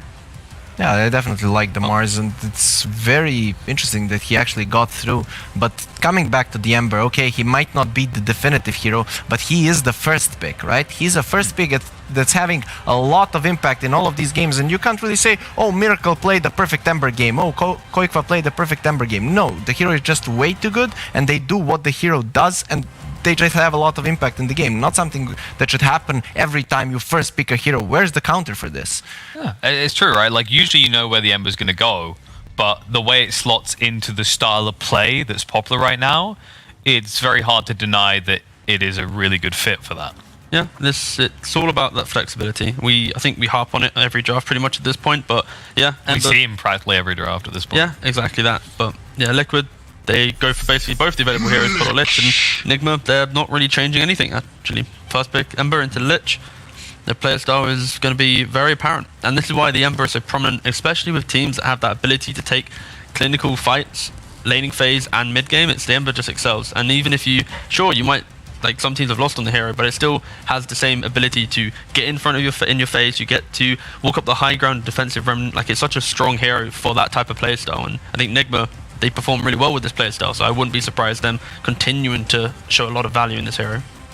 I mean, even the last time you were playing against DK, who with the Dragon's Blood is actually a lot tankier than the Mars, so this Ember and Lich could actually prove to be a problem for him. On the other hand, the Mars is more aggressive than the DK, so he will be doing more damage. So I'm curious to see if they actually go for the Grimstroke. Grimstroke Mars could look very strong here. I think, okay, so they actually ban out the Willow and Nigma. I was gonna say, yeah, they go Shadow Demon. It's another one of those save type heroes. You think about the Oracle ban, it's if we're gonna take fights at you, we don't want you to be able to prolong the fight long enough that you bring the correct amount of numbers. Shadow Demon does pretty well on that. And in terms of your point about the lane of Mars v Ember, the Mars DK discrepancies, it's the fact that Mars actually has to spear to disconnect the Ember away from him, so he will be a lot stronger in lane compared to DK, because DK has no way to really push away the Ember. But with the Shadow Demon, against Ember Spirit, it's always very strong. You have to purge against its Flame Guard, and again, it's all about that save. You now have two supports that, if you play in a defensive position, you're going to have the Will-O-Wisp, you're going to have Blinding Light and Disruption. It's going to be pretty hard to kill whoever you jump initially. And we've seen a lot of Shadow Demon these days, and it has gone against some members. How much success has it actually had when it comes to fighting the Ember Spirit? I think Shadow Demon's it's won pretty much all its games, I think, so far in this tournament. It's getting high up there. It has been doing pretty formidably. Also, especially when you couple it with the strength cores, right? Because it's like you're getting a complementary hero with things like Mars, but you're also getting rid of a potential counter pick with that pesky percentage health removal later on in the game. So do we see a troll here now again? I mean, this is basically Nigma, same draft, and Liquid just adjusting it a little bit, but we could see a troll here, right? If they want to pair it with the Coddle, Bristle is banned. Sure, but it still boils down to that kind of predictability, right? You go for the troll, and then Nigma are like, alright, cool, we've already dealt with this before. Sure, we don't have our Pugna available because it's already banned out, but it's the same philosophy. You could just still go for your Necro. Liquid has already banned out the Bat Rider. You don't have... Sure, you got Disruption save against the Scythe, but yeah, I think it'd be a bit potentially too obvious for Liquid to pick troll. But again, still a solid hero. I just feel the way that Nigma drafted last game with so many counters to it, it pretty much gave Liquid no game because of that position. What else could we be looking at then if troll's not on the plate in your mind? The question is, how are you enabling Koikva here? What's your game plan? Because depending on the Koikva hero, it pretty much dictates everything. It's difficult to say. You could just go for a casual gyro, very good against this aggression type lineup. He can fight early. If you get to your high ground, you've always got the the ultimate. So I think Gyro could be a good option, but picking it this early is you're asking to be, let's say, maybe a Morphling pick. Now you've got Miracle Morphling against your Gyro. The game's kind of awkward. So what do they go for? They go for the Druid. Okay. Yeah, I was wondering if we're going to see him come out again. I mean, it wasn't clear what position 1 they would want. I was kind of thinking that they still want to leave the last pick for Koikva. But, I mean, Druid most likely going to get banned out, right? So they just pick it up now. There's not many counters to this hero. We even saw him lane against a Razor, and a matchup that should always go to Razor's advantage. Actually, Koikva played it really well, pulled the first wave with the bear, and made the lane easy for himself. So I guess if you have a hero that has no counter, relatively strong right now, even if the Clockwork jumps him, he just goes into ulti and he's most likely not gonna die. So interesting pick, and not many teams run this hero, which means that not many teams actually know how to play against it. Yeah, I think the main thing is for Liquid, it's the fact that they now have a way to punish the aggression of Nigma. If Nigma are trying to flush out your jungle and run at you, if the Lone Druid has a good lane, he can then simply just be pressuring your towers whilst Nigma's making one play. So then you're basically forcing Nigma to look in two directions. Sure, you want to run on our side of the map, but look at your own. We've got our Lone Druid cutting through. Especially, okay, so now we get to Weehaw TA, and especially moving back to the last point is, if you have Coddle, Mars, SD, all these heroes can pretty well defend the tower underneath the tower. The issue is simply the TA, this Blink Deso timing is so strong that the Lone Druid, like, there's not a lot of... Liquid's draft is okay, but I feel, again, it's all about that snowball ability and that collapsing potential, and Nigma just, it's very scary right now, and no Druid doesn't like being ran at early on. He likes to have a strong lane, get that early couple items, and him be the aggressor. But right now, it's Nigma's draft that are going to want to make that aggression around the 15-minute mark if Weehaw gets a free game. But he's going to have a solid lane on the Lone Druid. It's not like the TA is gonna destroy him. The Clockwork rotations usually... It's all about the tower, though, in this matchup. It's about that TA. If she ever leaves to go to the jungle, Lone Druid should be able to pressure that tower. Maybe at the 5-minute mark, you get the catapult wave. Suddenly, you're half HP mid-tier 1. Weehaw makes one greedy move, and then you've lost your mid-tier 1. And now Lone Druid's got pretty much an open map to play in. He can either just farm up his own side, he can maybe move to another lane, you open up that mid lane for someone else to soak up the farm. Like, I think it's really critical who can defend that tower if TA moves to jungle. So the Wyvern, for example, can now move into that role. I think that now shows that the Clockwork is most likely off lane. You now have a position for Wyvern, and you have that ability to defend your mid-tier 1, waiting for Weehaw to get his timing, and now you're going to have a really strong Blink Deso TA, Ember Spirit of an early vessel run at you lineup. And I have to say, I actually like the Clockwork 3 here, especially when you mentioned the Gyro, right? It could be a solid pick for Liquid. The position 3 Clockwork, if he gets a fast Blade Mail and just gets on top of the Gyro is actually in a really big mess. But I can see this Winter Wyvern working. It's just not anything special. I actually was expecting maybe something a little bit more interesting. Plus, the Winter's Curse, not really gonna kill many of those heroes. You can still use Disruption to save someone. It has enough range, even without the Ether Lens, to actually disrupt the hero that has been ultied. So... I guess it's that case of, do you feel like Nigma has enough to catch out heroes like Shadow Demon waiting in the woodworks, right? Because you've got the Ember, you've got the Clockwork. Definitely, yeah. They definitely have. And I guess then you save the Winter's Curse for when they try to save those supports, right? That could be a good way to just clump them up, and then you have follow-up Lich ulti or whatever. But I like the point that T-Gov made. Winter Wyvern, he can move into the mid lane. TA really doesn't want to be in mid. She can farm the woods a lot faster. So... I guess maybe that's the main point that Nigma are looking at right now. And a Monkey King to round this out. So now they can put the Lone Druid top, potentially, against this Clockwork offlane. The Lone Druid's going to have a free time there. You're then going to be able to put the Monkey King mid, who's going to pressure TA. Not only is it going to be difficult for TA to play mid, even when she wants to move jungle, the Monkey can maybe chase her there. And it means that this Wyvern isn't going to really want to move to mid so quickly to cover the TA rotation. So I think, honestly, the way that Liquid rounded out their draft, it now looks complete. They actually have a way to deal with the laning phase issue, which is basically what this entire meta is about. Play a strong lane, you're going to be in a good position. There's not a big chance of those massive comebacks, but the fact that I can see how Liquid will lane this to actually mitigate maybe Nigma's big need for a strong lane to play for their big playstyle now, but I'm still...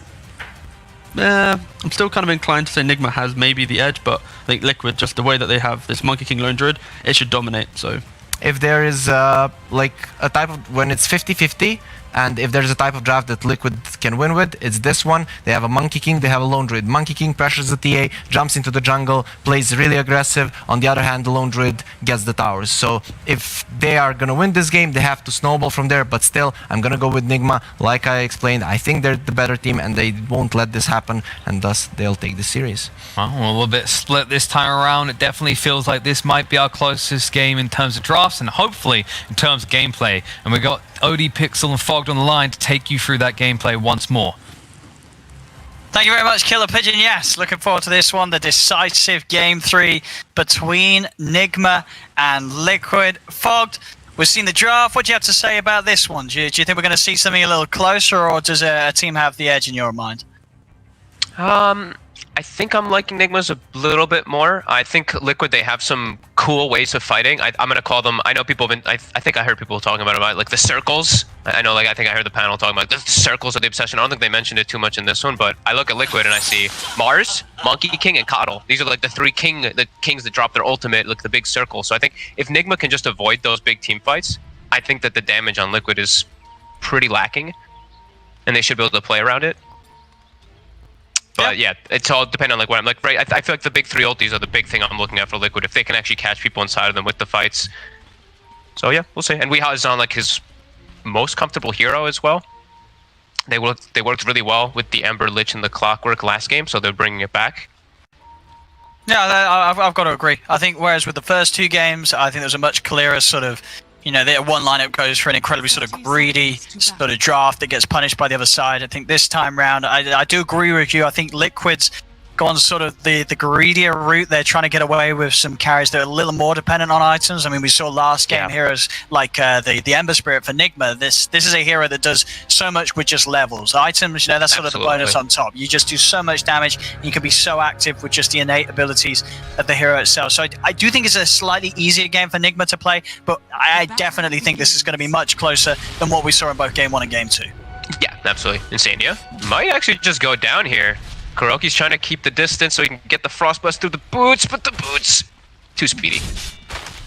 I can't quite close the gap here. And we'll see what sort of lane setups we are going to have. It is indeed going to be Big K taking the Monkey King to the mid to go for that matchup against the TA. Quakefer starting with the Lone Druid up on the top lane. Of course, being back. Mars lane to be played down bottom, and a pretty potent lane right as well. Any sort of setups into a good angle for the spear could really mess with Miracle on the early levels if he's not too careful. Absolutely. We see he starts with a magic wand this game down bottom because he knows they're going to be spamming God's Rebuke for last hits on the range creeps, and they're also just going to be spamming poisons nonstop. So he will have a good amount of sustain. And just like you mentioned, it's the same story of make sure he just give him levels. You see they bring the three heroes top. GHX and Kuroki successfully find Quakefer on the side there. I mean, that's a huge kill. Sorry. Yeah, getting off sort of the first few waves. He's going to have the TP back to the lane, but already being able to mess with Quakefer on those early levels, the three of them. Quakefer's got to be careful, as again, as soon as he's into the lane, Mind Control pops the Arctic Burn and starts to really force them back. I love when we get the matchups from TI and stuff over and over, like TA versus Monkey King, and it's, you know, why Monkey King? You know, we get that right now. Just watching that mid lane mostly, Mickey doing a good job of controlling it, controlling the positioning versus Weehaw at the moment. Taiga bottom. Looks pretty dead. As indeed, Miracle. Sleight of Fist will do it. A second kill for Nigma. Both side lanes able to find some early action. As Nigma are able to control that top lane, we will see the pull being made. GH is around to try and mess with it a little bit. They're really suffering on the last hits right now. Wyvern 1 last hit, Ember 3. These are the cores. Yeah, that's true. I mean, in the mid lane, obviously as expected on the first few levels, Mickey having that edge against the TA. So, whereas the kills may be there for Nigma, CS certainly isn't at the moment. Yeah, and Mickey's just staring at Weehaw, range creep just beating on him. Mickey now gets the Orb of Venom delivered, which is pretty nice now, actually, as a Monkey King. A little bit more slow. Sure, you lose a little bit of that damage, but more slow versus TA is really all you really wanted anyway. Yeah, so the lesser duration is no problem at all. You're always going you get the to hit be getting anyway. a follow-up hit. Yeah, there's going to be more than enough time to keep them consistently slowed between those attacks. Side, GH. Looking for Insania. Should be fine. Bottom. They've got the bear. There's that setup. That's the combo I'm talking about. The disruption into Spear, it will do it very, very easily on those early levels. Miracle has to be careful. It's an incredibly strong duo to play into. It's not easy at all for the safe lane Ember. Anytime Boxy and Tiger see an opportunity to go and Kuro's not quite around in time to offer up any sort of responsive play, Miracle will just die to the duo. Yeah, very nice lane setup right now by Liquid. And he doesn't have any points in the Flame Guard because he goes for the Sleight of Fist build too, so he can't actually negate any of the damage that comes out. Has to go for this build anyway, so he can set up for those kills. But yeah, super strong lanes by Liquid. It's coming out very nicely for them. Look at that, all three. Koikva did die the once, but still able to recover. And this Monkey King is going to be able to have a huge impact out of the lane. You know, Mickey, with this free farm, he gets mid. The moves that he'll make, and as you mentioned, they're not necessarily looking at the side lanes, but keeping track of Weehar's farm, making sure that he's not able to back up into the camps and bottom Kuro. Might be able to turn up, go on a Miracle as well. Boxy's getting low, but he's got the stick charges. Never knocked back with the shield bash. Miracle does manage to get the two-man's chains, and that will get the kill. Tiger, has he got much more mana to play with? He has not, but he doesn't need it. One more right-click, Tiger takes the trade as Miracle falls. Tiger will be able to start clarifying up and back away. He's got tangos going as well. He can stick around, soak up some XP from the lane, on top of cleaning up that big old kill on the Ember. As Miracle continues to... Yeah, the CS for all three cores of Nigma, just not on par with that of Liquid. Liquid have managed to secure these strong lanes. And they're not actually, I don't believe, no stacks or anything yet because they haven't been able to move from their lanes. So TA does not have any of those to back up to resort to. Clean start for Liquid. Even again, 3-3 kills, but clean at laning CS at the moment. I mean, the mid lane nearly, well, it's over a half a level difference at the moment between Mickey and We Are. Yep, and we do see Insania is stacking, per usual. He's playing Coddle. I mean, it's Insania. He's and he pushes GH up. Okay, he's got the TP. GH still wants to stay persistent with the movement towards mid. TP's over towards the tier 1 in that mid lane. Top lane, Mind Control be able to grab the rune from the river. Yeah, GH will be able to get the own there. So we'll be a 2-for-2 on the bounty rune trade here at 5 minutes in. And they do have at least that one stack for Weeha. But yeah, GH just trying to keep tabs in that enemy jungle. Maybe even get a ward down. He does still have one. Insania will find him again. Almost pushes him back up. I was going to say, nearly had a bit of a repeat there. He's just got to be careful stepping close to these cliffs. Looks like he's just going to try to keep tabs. Yeah, he's just going to get a ward down around here somewhere is what it seems to be. Then he will watch those stacks, which Weeha can at least walk in and take and contest as a Templar Assassin. Now has level 6-2 for traps. And they'll be sure to fight that sort of movement though. If We Are does try and make it aggressively into the jungle. Absolutely. Will definitely be in with a response in terms of protecting those stacks. Mickey did go for the all-in build though, for the moment. He's level 6, but 3-0-3. Not having a point of tree dance to jump around, no ult either. They're actually looking to go on him. He's going to be able to get the Jingu built up. And with a Boundless and a turnaround onto GH, they'll look towards the clockwork. He's taking hits from the tower, trap slow onto Mickey. Mickey still with a bit of lifesteal to rely on. They'll kill off GH. We are trying to stand his ground and finish off this kill onto Mickey. Tries to go for the juke, but the meld hit will still connect. Weehar's able to move in and take down Mickey. GH gives his life for a good trade for Nigma. Top lane, the dive in onto Mind Control from Quote from the Bear will kill him off. No TP reaction quite in time from Nigma, able to turn that one around as Kuro couldn't quite make it before his offlaner fell. Insania making sure to stay around the mid lane area after his Monkey King dies, just ensure that Weeha can't actually just beat on the tower freely. Bottom lane. He has a haster and low mana. Another setup with the disruption into the spear, but Miracle's able to pop the guard in time. Turns with the sleight of fist, they'll take Tiger. He can maybe even look towards Boxy as well. He's going to have chains back up in a second. Does need to be careful with the... Well, in fact, he wasn't careful enough. He fell low enough. Boxy was able to snipe him with the spear. I think Miracle not quite expecting to be dropped that low from the resulting damage of the SD and then the nuke from the Mars Spear, as Boxy claims an easy kill on the Ember. I mean, it's a high damage nuke. I've seen that happen actually a lot when I see these Marses. That level 3 spear level, like it's 250. It's not your usually 225s or anything. It's one of the higher nukes actually as one of these. So yeah, Shadow Poison 4 stacks plus that. If we catch him off guard, make it mid. Try for the 3-man movement onto Mickey. He'll turn, but he gets brought in by the Sinister Gaze. Kuro having enough lockdown to ensure that there's no stun coming out. Oh. This time it was Liquid unable to get in time with the TPs to protect their core. And they're vaping now. This is pretty huge. They're taking away these stacks from Liquid. Liquid want to do something to stop this. They're without their mid for 10 seconds. And Nigma, they look to be getting the lion's share off these three.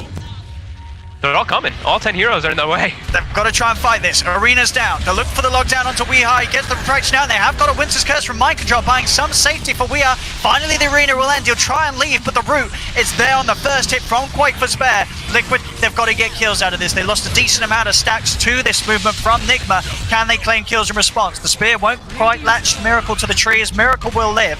Mickey is able to clean up Kuro. They'll turn towards GH. Tiger, no disruption for 12 seconds, so GH should be fine here. Mickey turning back towards the river with that final jump as Mind Control is inside the pit, falls to another route from Quake for his Miracle, still trying to finish this, but Mickey, he's prepared with the build-up boundless strike, slams it down onto GH and onto Miracle. Liquid, they will be able to punish Nigma severely. Miracle with the buyback, jumps back in with the remnant that he had prepared.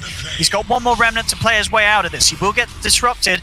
Mickey, no stun for 6 seconds. Miracle should be more than fine. Remnant's out. In fact, he's still thinking about sticking around. He wants to go back in. Slight changes up in a second. Mickey jumps forward with the Primal Spring slow. Kuro buffing up Miracle with a Frost Shield. He can continue to push on. This buyback, it could result in more, but the 3-man Boundless Strike turn things around with the Blinding Light. Insane knocks him back. Boxy's walking back over. No Arena for 20 seconds. The Spear connection, it connects onto Weeha. Locks him down to the tree. Boxy trying to stay on top of Kuro, but Nigma maneuvering in a way that they cannot get to the supports Liquid. Now, Tiger turns, poison onto Miracle. Mickey, he's trapped by the cogs. Nigma, they get another kill, and Tiger, he's dead as well. The buyback working out perfectly. Miracle's not even done. Another remnant back as he gets knocked back by Boxy's spear. Liquid will keep the rest of them safe.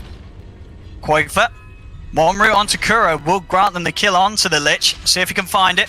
Not there. And they're going to play it safe as well. They'll lock down the bear with the Winter's Curse, make sure that Liquid cannot strike back and even get any of these support kills. As all in all, the buyback from Miracle certainly paying off. He's able to get back in and ensure another 2 kills go the way of Nigma.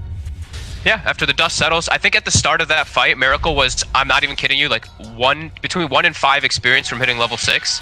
Dings it as they get the kill, able to actually set up and make some fun plays around it to make it relatively even. That was what, like a 2-minute fight of them all just respawning and running into the jungle over and over. GH now getting surrounded. Yeah, I mean, the action just non-stop in this game. 12, 11 between the two sides, less than a 1k gold difference, and without a doubt, this game, it's just on a much more even matching. You know, both teams can play at this pace. They're ready to fight. They're ready to get involved. Now, this is what we like to see. This game, this is not going to be a game that's done and dusted in 20 minutes. This one, it's going to go a much longer distance.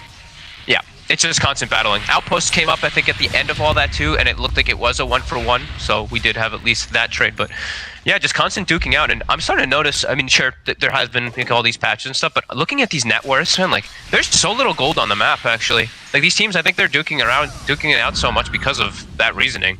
Like, 11 minutes in, the highest net worth is 4,000. It's like we've got 10 position 5s in the game. You know, in previous patches, that's the amount that they'd have. Yeah, it's very different, and we're really starting to see the effect of that. Like, these two teams are just straight duking it out. Like that positioning of fighting there in the enemy jungle, the tier 1 tower is just chilling for the most part. Like, that was just them battling over resources. It's just, you know, Gaben takes some money in real life, and now he's taking it in the game as well. You know, when will it stop? Top lane. Now they will address the tower, though. Looks like they're all setting up. Besides Weeha. Sadia. He's knighted. He's got a hook shot. He's trying to get in, but he can't get past the bear. Quakefor's going to push it back with a fear. Where's the root? There it is. First hit onto GH. GH tries to reach out for some sort of safety with the hook shot, but he won't find the connection. Quakefor staying on top of them. The spear's out. GH doesn't get clipped to the tree, and he is protected by the frost shield. They're still trying to chase him down. Kuro, he's not quite 6 yet, so no chain frost available to turn and fight back with. His GH will just try and draw them away from the rest of his team as he slowly gets finished off. Kuro, he'll go as well. Mickey slams him out with a boundless strike. They get 2 kills, Liquid, there for Nigma diving in as they were. But Nigma, their focus is on this tier 1 tower top and maybe even onto Tiger behind this tower as Mind Control reaches in. He's getting a fair few stacks up onto Mind Control.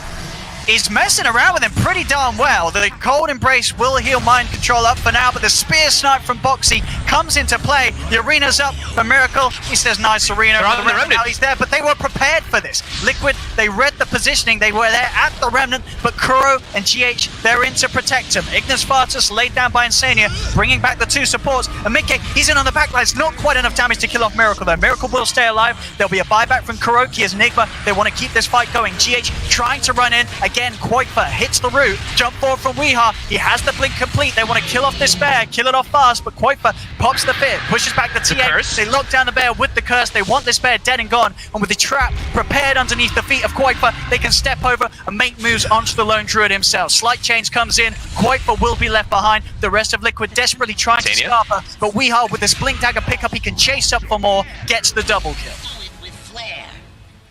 Very nicely done. Nice curse there, catching the lone druid next to the bear. Get that trap, and now it's right next to Roche. So they're actually just gonna go for it here with Weeha, with that double meld put up on top of the Roche, minus 13. They look like they should actually have enough damage to bring it down. And there's no bear for 45 when he does respawn. They're coming over. Liquid can actually make it. A TP in from Tiger. No arena for 15 seconds. Roche falling fast, as she's saying. GH is already there on the high ground, ready to look out for these sort of plays that Tiger's going to make. Tiger trapped in the cogs. They'll be able to hold him back, leave Weeha in the pit in an attempt to finish it. Mickey's coming in close. It is low. Is he going to get in the pin? Time. Weeha's getting bashed up. They need to send someone in there, but they're not going to do so in time. Nigma's able to finish it off, get the Aegis on Weeha. Insania knocks back GH with the blinding light, but Weeha's in with a follow-up. Jumps in with a blink. The Rocket will scout out Mickey. They're hunting, jump forward with the Remnant to clear the trees, but Mickey's already out of them. They're looking for this kill onto the Monkey King, but Mickey, he actually just turns, boundless strike out. He just kills Miracle in front of the rest of his teammates with the Wukong's command down. GH, he's also got to be careful. They'll throw out the Chain Frost, jump forward from Weeha. Mickey tries his best to dodge it. Mickey, he's still alive here, but finally falls. It's cost Weeha his positioning, though. Weeha's in deep. We'll see if Boxy can take the Aegis out of the hands of the TA as Weeha. He hides with the Meld. Boxy, he doesn't have detection available on him, so Weeha won't even fall the once. The Aegis still protected. Mind Control trying to turn with the curse to buy him time to TP out. He'll go for the TP. Quite for out of range with the real hero, but he doesn't have the damage to kill Mind Control before he TPs out. GH, hook shot away. He is Demonic Purge. Will he TP out as well? He will not. They have the disruption, and GH will tick down to the damage from that Purge of Tiger. So, again, the action just non-stop here in this game 3. 15 minutes in, 17 to 19. That's just how we love it. Is that, have all games been like that? I feel like this one's a little bit more so than the ones that I've seen of just super kill hungry on both sides. DD denied. He wants him now, though. Yep, you deny my DD, I'll deny your life. Or willing. Disruption. Insania's going to live. He's able to turn with the Ignis one. It's another beautiful bait from Insania. We saw this in game 1. He's doing it again here in game 3. He just baited Weeha in, who loses the Aegis. And Liquid, they're ready to go for round 2 on the TA. Can Nigma protect him? Liquid is still a little hesitant on how they commit. They know there's going to be backup for Weeha, but there isn't enough. Kuro alone, he cannot do what it takes to keep Weeha alive. That's Aegis and the TA's life gone in a flash. Full bait by Insania. Killing the DD rune. Now he'll play with his life to GH, but that was a very nice bait play by him. Nigma, they're trying to push up top in reaction to mid being pushed in. They're reacting now, though, Wyvern. Mind Control's got the setup as well. They have got the Curse and the Chain Frost if they want to try and go for kills. They'll just focus the bear. Koifer's going to have to leave that one behind. GH staying on top of Boxy. Boxy drops the arena. He missed just the spear, though, so GH is still able to close the gap, lock him in the cogs. Boxy's trying to run. I don't know if there's going to be any escape from these two, though. GH will continue the chase. Kuro's soon to be able to get in range for a Chain Frost. Boxy has no TP for 30 seconds, so all he can do is try and make them run as long as he can make them. I mean, he's much faster than with Phase Boots and Windlace. He's going to get TP cut off here. He's trying to play around the vision. He's trying.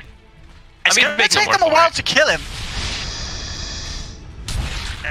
Push back with the spear. You know, Boxy, he's making space.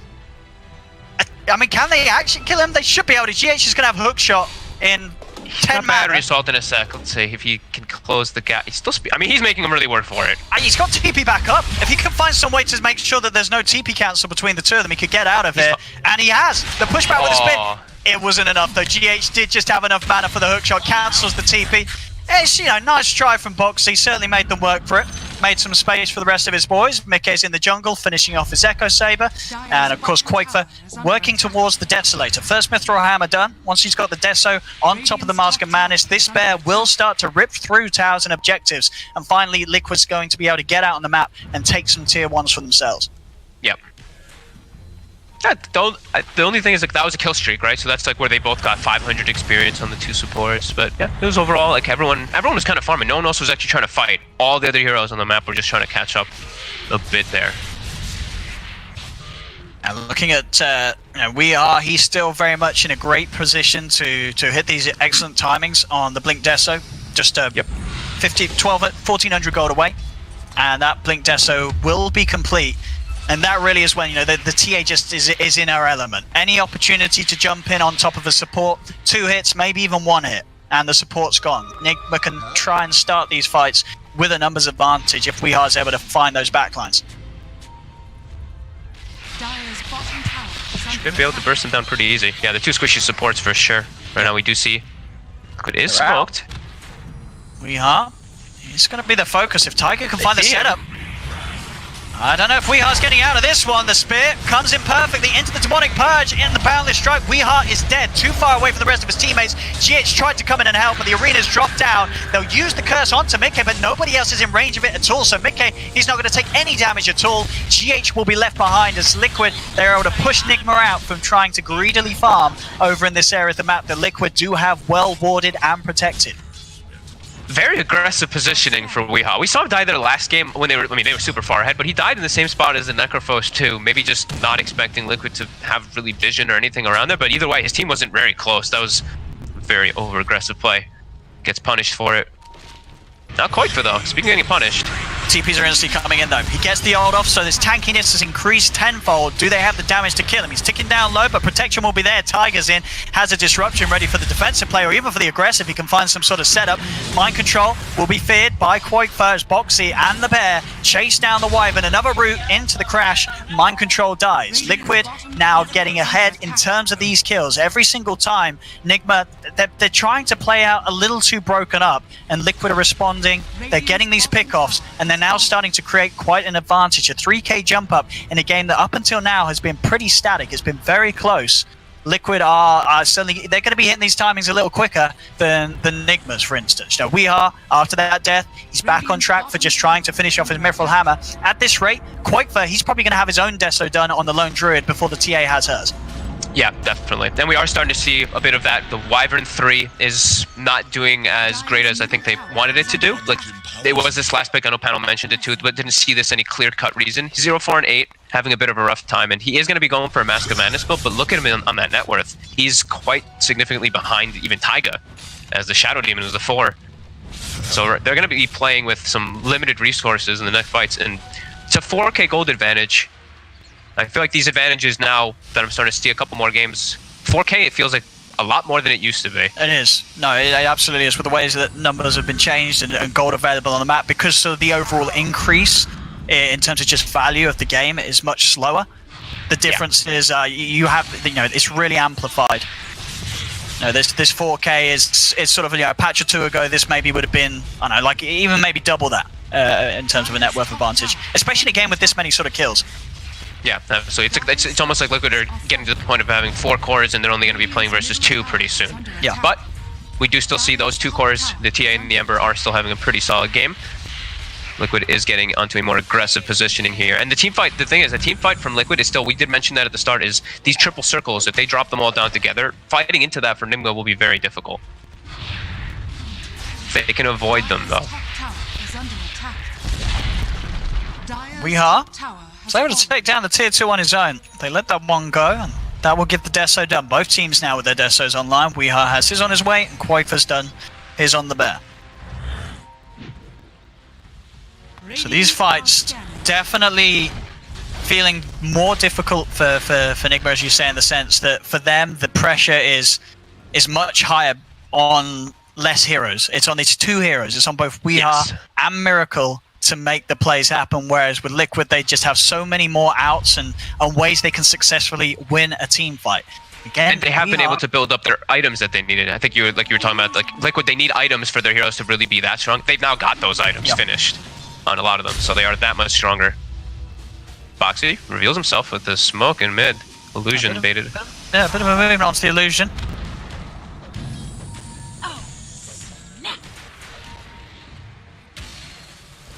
There's Nigma. They are prepared, obviously, with that reveal from Liquid. Nigma keeping themselves closed up together around mid. Mind Control finally having that Mask of Madness done, but absolutely not a timing that he's going to be writing home. About 22 minutes in, it's been a slow game for the offlane Wyvern. Yeah, let's see what he's able to make happen with it, because he is pretty far behind, but he does still pack a pretty good punch if he's able to get good positioning. Miracle wants Another to start catch. something here. Boxy is just immediately going to go for the TP out, but they've got TP cancelled. Bringing him in with the Sinister Gaze. Boxy will fall, and a significant part of the team fight of Liquid taken away, so Nigma, they can resume business and push down another lane, take another tier 2, as they do continue to eat up so much more of the map than Liquid's been able to do so themselves. Liquid's still only taking one tier 1 tower so far this game, whereas they themselves have lost multiple tier 1s and tier 2s to the pressure of Nigma. Yep. Quite just got spotted there for a second. They actually will find the bear returning back. GH should be able to kill this channel. With Weehar's damage. Let's quite do some amazing jukes. Fear. They've got the chains. This bear will fall. There's been more money into the pockets of Nigma. Miracle will be the one to claim that tasty plus 300. That plus 300 going immediately into the funds for the Mithril Hammer, as that will get him the Maelstrom complete. I'm looking at information on the map right now, and I'm really liking Nigma's wards at the moment in comparison to Liquid's. They actually have like great information everywhere because of the traps coming in too. So you see right now, they see that Nigma is split up. They're trying to make something of it, but Liquid is starting to gather very quickly. One haste room for Miracle. Lead in from GH with a hook shot straight away onto Tiger. The Splinter Blast as well. Bringing Tiger low. Jump forward. Attempted with the Remnants. The Arena's out. Tries for the spear, but the Winter's Curse interrupts it all. Holds back Boxy. The Chain Frost out between Boxy and the Bear. He's falling low on the Mars. They do kill off the supports. Now they'll turn towards the core. Fear will push back Kuro. Cold Embrace offers him protection. Weeha ready to move forward and look for these kills. They're on to Quaitfer's Bear. This was a resummon. If they kill this off, that's no Bear for a full minute. Back in with the Remnants. Miracle looks towards the hero. Chasing down Quaitfer, the bear will fall. Quaitfer without a summon for a full minute now, as the lone druid will get isolated. They've got to keep on the high Quaitfer ground. alive. He's trying for the setup with his Wukongs, does manage to lock down Mind Control in the middle of the ult. The rest of Nigma's cores, though, can step away to safety. Oof. Liquid had to back away even when they had, I think it was almost all 5 heroes, and Weehaw actually was just doing Roche for first like 10-15 seconds now, and then came and joined in. And Liquid got pushed away by the 4. That's pretty significant. Now with this, they don't have Wukong's up. Mars ult is up in about 15. Nigma, they're looking to knock at that Roche. And they should be able to do it easily here. We are getting the meld hit stacked up. This Roche will melt very quickly. Liquid would have to make an incredibly fast move to be able to challenge this. And yeah, there's no way they can close across to this area of the map within the time that would be required. As this Roche is going to be dead and gone. Aegis into the hands of the Ruby Weeha. A Miracle. I imagine you do want to still give it to the TA. This is the real powerhouse of a hero you have right now. Yep, Weeha is over to that Ember. Blink Deso. This is time for him to just commit onto the backliners, and before he loses that Aegis each fight, he should have a good solid opportunity of easily bringing down at least 2 of the squishier heroes on Liquid's backlines.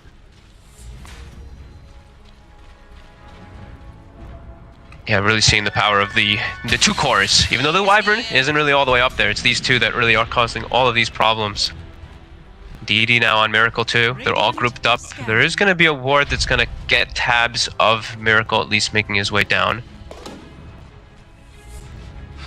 Looks like Liquid just content with trying to get a bit more farm here for a moment. Mickey just finishing up the Manta. So at least we'll be able to get off those annoying slows that have been messing up a bit. It's like the slow traps, etc. Line is drawn, Nigma. They want to fight. With Aegis and Cheese, they definitely want to try to take advantage. Liquid does have everything at the ready. Yeah, this would be a hard fight for Liquid to receive. Going through their cores twice, it's not going to be something easy, especially if they have to expend their ults to be able to do it once in the team fights. As Nigma, they're being respected, they're getting the space. Another tier 2's down now, removing all outer towers from Liquid's map. And Weehaw now has a full BKB, which is going to be pretty important for him. Not going to have to worry too much about... He can just actually stand his ground pretty well. Doesn't have to worry about getting blinded around or anything. No, amongst this chaos, this sort of 22 to 25 game at 27 minutes in, Weehaw has been able to keep those timings solid. Absolutely. Yeah, 6-3-3, level 18. Radiant structures are fortified. Radiant's top tower is under attack. Bear now has a Basher. And did he actually get the talent as well now too? Okay, not quite yet. Still not 20, but... Just holding that high ground for the moment. That means Nigma will probably gain a bit of a more economy lead, being able to farm the map a bit better these next few moments, as they have bottom lane pushing in, mid lane pushing in, and Miracle farming up top with a Remnant set up. So this is just a great economy play right now by Nigma versus Liquid. Just choke him out a bit. They're really leaving Liquid no chances of getting any sort of split push going. Just forcing always the Liquid power to be of Amber. right in the base.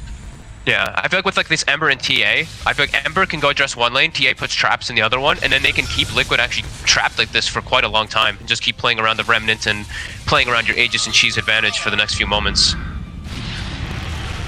The high ground defense, this is going to be where it's, Liquid are going to have to try and find some sort of big play, punish some sort of overcommitment. Weehaw.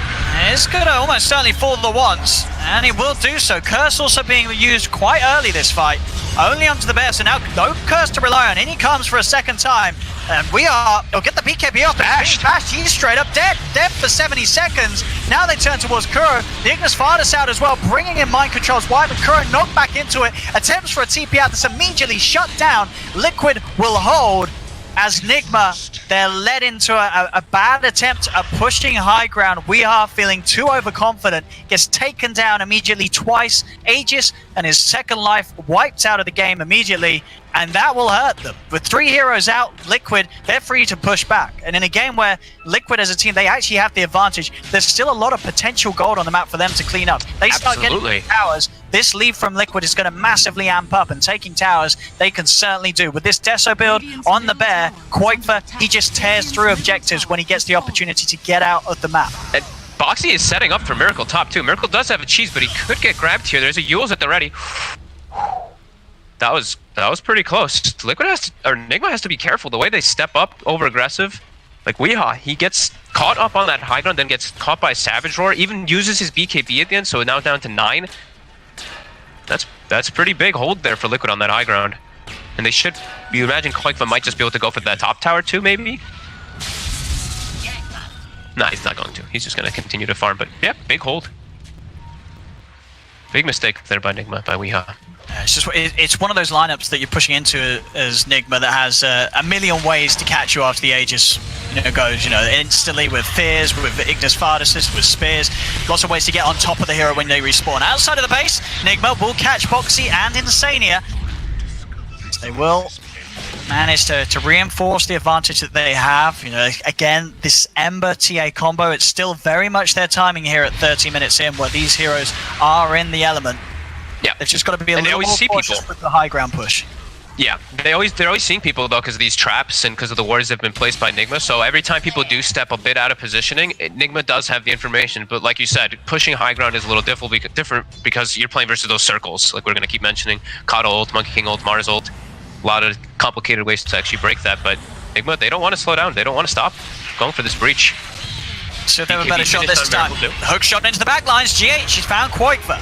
Tries to separate the lone druid from his bear. The cold embrace keeping Kuro alive. They'll turn. The bear's dead. Instant resummon from Koikfa. BKB popped by Weehaw. They'll use the Winter's Curse to just hold Mickey back, allow them time to reset and consider how they want to continue this fight. They don't have Kuro, so being outnumbered, they want to back away from this all. The trap slow will stop Liquid from being able to chase the members of Nigma. Boxy's trying his best to get a Yule set up onto Miracle. See if he can quite close the gap. It's a bit of a bait that they've got good ward vision here. Nigma's setting up for the turnaround. Boxy, he'll get the arena off, but he's surrounded by the 3 of them. Tiger goes with Demonic Purge onto Miracle. Miracle is BKB back up. He pops it, looking to commit onto Boxy, staying on top here of this Mars. A defensive disruption from Tiger buys him a little more time. The bear, he's there for the bear. Miracle's gonna die. The Splinter Blast will fly over to Boxy, but it's not enough damage. Boxy's gonna live. And now Nigma, they've got to try and get out of it. Weeha goes for the TP, but the bash is there. Weeha, he's dead once more. It's another failed push attempt from Nigma. This time not only costing them Weeha, but Miracle's life as well. Oh, bashed with the cheese when you're at 10%. The worst possible luck. But does get hit several times, does get caught up in. They don't even kill Boxy during all of it. He actually held his ground, got an extra lifesteal coming off from the Vampire Fangs and from the Shadow Demon Disruption, saving him some more time. Nigma getting punished from trying to be very aggressive there, turning onto Boxy with no BKB, I believe, on the TA still at that point, as he had used it earlier in the fight. GH. Again, the curse just having to be used to ensure that they can get heroes out of there alive. The timings continue to be hit. Mickey, next item up on the shopping list will be the Skadi for the Monkey King. Of course, an item that has been severely buffed in the last patch. Does it change much in this game, though? Well, I guess Cold Embrace ain't going to do quite much, Cold right? Embrace. Fair enough. Yep, that's a good one. Not that it was doing too much anyway, you know, it's not really a game where you Cold Embrace someone, you're like, right, that hero's going to live. Normally they end up dying as the Embrace ends. It is a Monkey King with it though, right? So... Oh yeah, you get it on everybody. You get it on everybody, so it is going to at least do something. Like, of course, it always is going to do something, but at least it'll reduce the regen on everybody as well as those heals on top. That's cool. Very nice to play against into lineups that do rely so heavily on a ranged hero, right, to do the damage. You know, this TA is going to get heavily hindered by the Skadi in these fights. Absolutely. Also, you know, BKB piercing, so you can at least chase and continue slowing them and chasing them with the bear, hitting them technically for bashes, so good option that makes him quite a bit more tanky. And now 4K lead after these last few moments. That next Roche probably going to be the next big one on the menu. 20 seconds till that does spawn. We see both sides are trying to push their lanes out as much as possible to set up for that area. And I think one of the big offsets sort of in the fights at the moment is the fact that you look at sort of the two offlaners. Sure, there's not a lot of gold in it between Boxy and Mind Control, but it just feels like Boxy on the Mars is able to have so much more impact than Mind Control can have with the Wyvern in these fights. Absolutely. Even just him just holding his ground, like just being there, being that force. Well, Mind Control has to stay super far back, and we still don't know what the potential really is of a DPSing 3 Wyvern when he is this far behind, 0, 6, and 9. Does have the damage items, does have the Dragon Lance as well now for that distance of hitting people, but does not feel like it all. Yeah, that's a nice one. And ensures an easy first hit with the Arctic Burn towards mid. Crow is found out alone as Liquid certainly starting to feel a lot more stronger with their lineup now that they're getting these huge items online. That's Skadi done on Mickey. They're hunting, jumping across the trees, seeing who they can find. They're looking towards GH. Mickey's in with the setup. GH being slowed down. Mind Control. He's got another curse again. Just trying to save his poor old support Clockwork. He's trying to kill off the bear. Does bring it low. Tanky bear though. Be able to finish it off. As the bear's fine. Roche is up. And Liquid, they're going to look to move immediately into it. No sentry for the trap that I'm seeing at the moment, right? I don't think anyone has one either, so we'll be full vision. I think this is all on GH going for a hookshot steal if anything hit. They don't have this curse. Oh.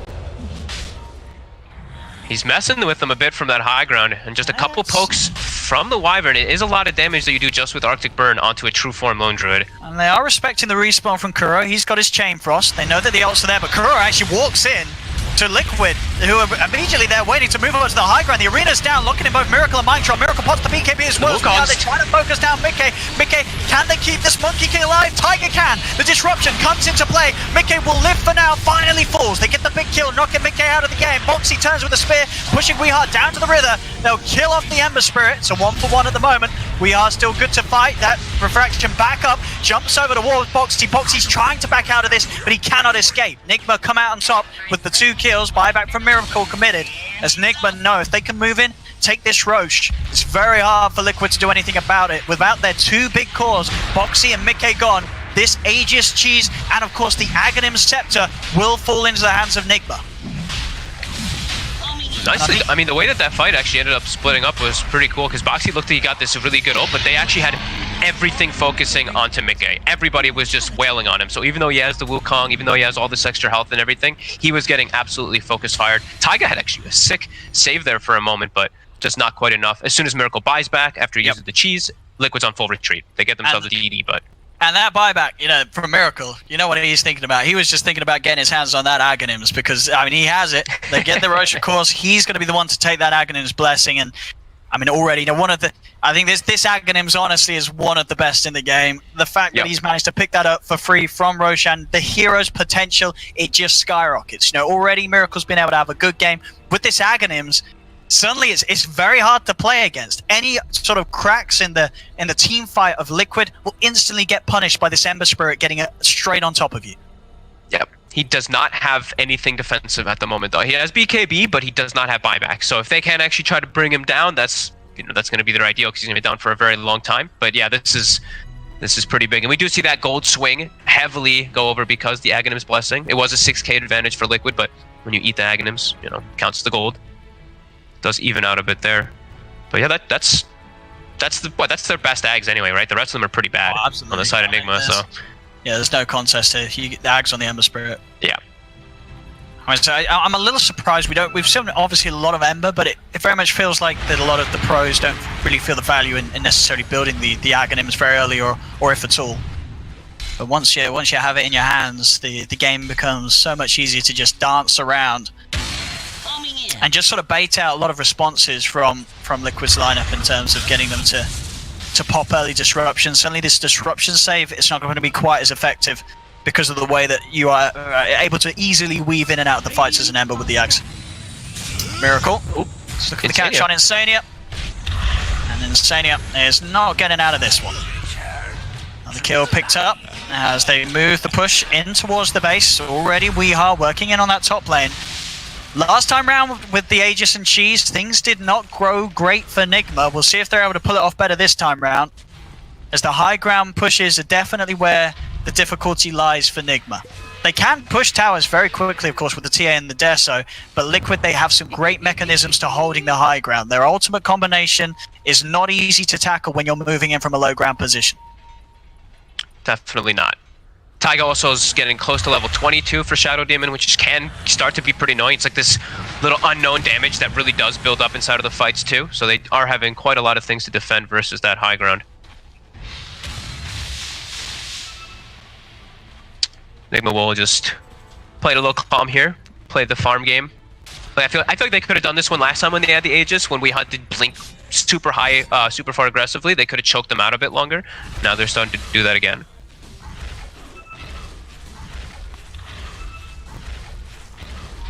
How close are they to a next item? Miracle is close to a Shiva's on Nigma.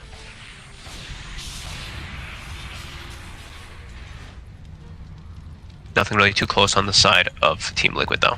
I guess except for Insania's Hex, something that could catch people off guard. He's getting pretty close to that one, and he has a Telescope plus the cast range talent, so that's a pretty big one. Basically a global Hex. Yeah. That's a long reach with that. It's very hard to play into. If he, because even when you don't have vision, it's likely he's going to be able to reach you from fog with that sort of cast range buff. So Nullifier now is more like interesting versus Monkey King in a way, because now you can't keep your Jingu stacks up, right? Yeah, no, it messes up there entirely. Yep. So that's a kind of neat one. I don't really know about the other ones, if there's any other big one, but Nullifier is a cool item now. Yeah, I think it's mainly going to be Mickey that he's looking for sure. I'd imagine so, yeah. Just wants to get on top of him, take him out. Mickey is closing in. Well, I say closing in, though. He's still quite far away from the BKB. They're just holding high ground. And yeah, look, I think this is what I'm saying. Like Nigma, I think Nigma, the last time when they botched their push a bit here, they're recognizing, all right, let's keep our net worth advantage growing. We still have some time, some leeway, a minute and 40 seconds of this Aegis still at the moment. Yeah, if they wanted to play it the safest way, it really would be just getting that Rapier on Weeha. You get the Rapier on Weeha, then you are going to be guaranteed to just pop in the BKB, Nullifier, whoever you're on top of, they will die. Very little ways, other than the disruption, really, to save someone from that TA's onslaught. Yep, 25 as well on TA, so got a nice little bash. Yeah, Courier. There's a full Hex on the Courier, and Miracle finds it. Oh, that's gonna hurt. I saw him hunting it. I wasn't sure if he'd actually get it, but I was watching him hunting for it. 3 minutes, no Hex on Insania. Ooh, that's a deep hook shot. GH, he's straight in there, threads the needle, gets through to Tiger on the backlines. We are past the BKB. He's trying to take down the bear. The arena's out. They'll look to pull Mickey out of it. Mickey moving towards We Are, but he needs to get out of it. They pop the chain frost, bounce between him and the bear, jump forward with the remnants. They're going in. Miracle committing with his own BKB. He's on top of Quite for another remnant, bursting Quite for low, but he gets the true form out. He'll be able to back away with that increased HP. A huge boundless striking factor. They turn, they slam down the Aegis. We Are, he did the once. And they're ready to do it a second time. He's able to get the blink off. Winter's Curse gives him the coverage to escape. A disruption keeps Mars protected from Mickey beating into his own teammate. Curse won't warrant them a kill, but it does allow Weehar to safely blink out. Mars does still fall. GH goes back in with another deep hook shot. Gets the kill done. Mars, Boxy, he's 60 seconds out, has got a buyback, but with the arena are already expended, a lot of that team fight high ground defense from Liquid is not available. Nigma now have a good opening to take some of these structures away from Liquid. They'll focus the bottom racks. Quofa jumps in with the bear, Abyssal Blade onto Weehar. Buyback comes out from Mars. Weehar's in trouble. They're using the Cold Embrace to try and keep him safe in the arena. It's back up. Weehar's trapped in. So is GH. They've killed off two. Nigma's got to get out of there. Trying to get out. Kuro, TP's cancelled by a fear. Liquid, they'll clean up another. Mind control. His TP won't be successful either as the spear clips him from Boxy.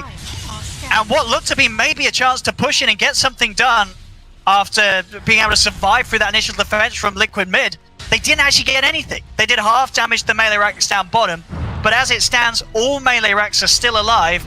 Nigma still struggling to be able to move on and get anywhere closer to closing this game out. Liquid, they're holding on to perfection. Yeah, good, just a fantastic buyback from Boxy there. Catches them in a pretty tough spot there. Quake was able to just sit in the back, constantly wail on them with his bear. Actually able to bring them down pretty nicely. And we see Miracle, he's trying to keep these lanes pushed in as best as possible. But yeah, Liquid, a huge buyback from Boxy. Radiant's bottom tower is under attack. And this Abyssal Blade from Quakefor just messes with the entire way that Weehar wants to play as hero. He no longer can just jump in and commit because that Abyssal will be there through the BKB, ruining a fair few seconds of his opportunity to try and delete a hero. The TA's game, as this game continues, it's not getting any easier. Liquid are able to itemize in a way that certainly that TA strong point, it's starting to fall into the distance. Yeah, and now the courier should be respawning, what, 20 seconds? So Insania's going to have a Hex. Now, that was without the sheep, so that's pretty important in these next few fights, too, if he can actually get that lockdown. I also see Quakefor doing something fun. Probably people have done this a lot, but he's carrying mangoes on the extra slot of the bear, since he does have a lot of mana-costing items now with the Abyssal and that Mask of Madness. Does have a little bit of extra way in case of emergency. And does hit level 25 now, too, so that bear... Oh, he hits like... Look at how much faster it attacks. The bashes will certainly be there. Yeah. And the roots. In terms of BKB durations, what are we down to here? 6 seconds on Weehar. Miracle's still good. 7. Still got 7. He's got a Timeless Relic on Miracle as well. GH is trying to go in onto Mickey. It's a little scary because Liquid do have all ults available. They turn the Abyssal Blade onto Miracle. The follow-up Boundless Strike. If they got any other follow-up, the Hex is there from Insania. The Ignis Fardus is down, pulling Miracle in. Miracle still gets the chance to put the BKB, but he's been cold embraced as well. Mind Control's trying to help him. He gets the chance for the Side of Fish, jumps over the Remnant towards Insania, but another disruption from Tiger holds Miracle in place. The poison's in. Miracle, he's just dead. GH is trying to finish up Tiger in response. Miracle buys back, straight over towards the Remnant, moves over towards Insania with the Spirit Vessel, but Insania, he's keeping the distance. Boxy, he turns after the Yules, locks him into the tree with the spear. Hex from Insania once again. Another Cold Embrace being used, trying to keep this Emperor alive. He brought back for this, he cannot afford to let him die. With the chain stun from the root, the Abyssal, Miracle's dead for 2 minutes. The die back in place.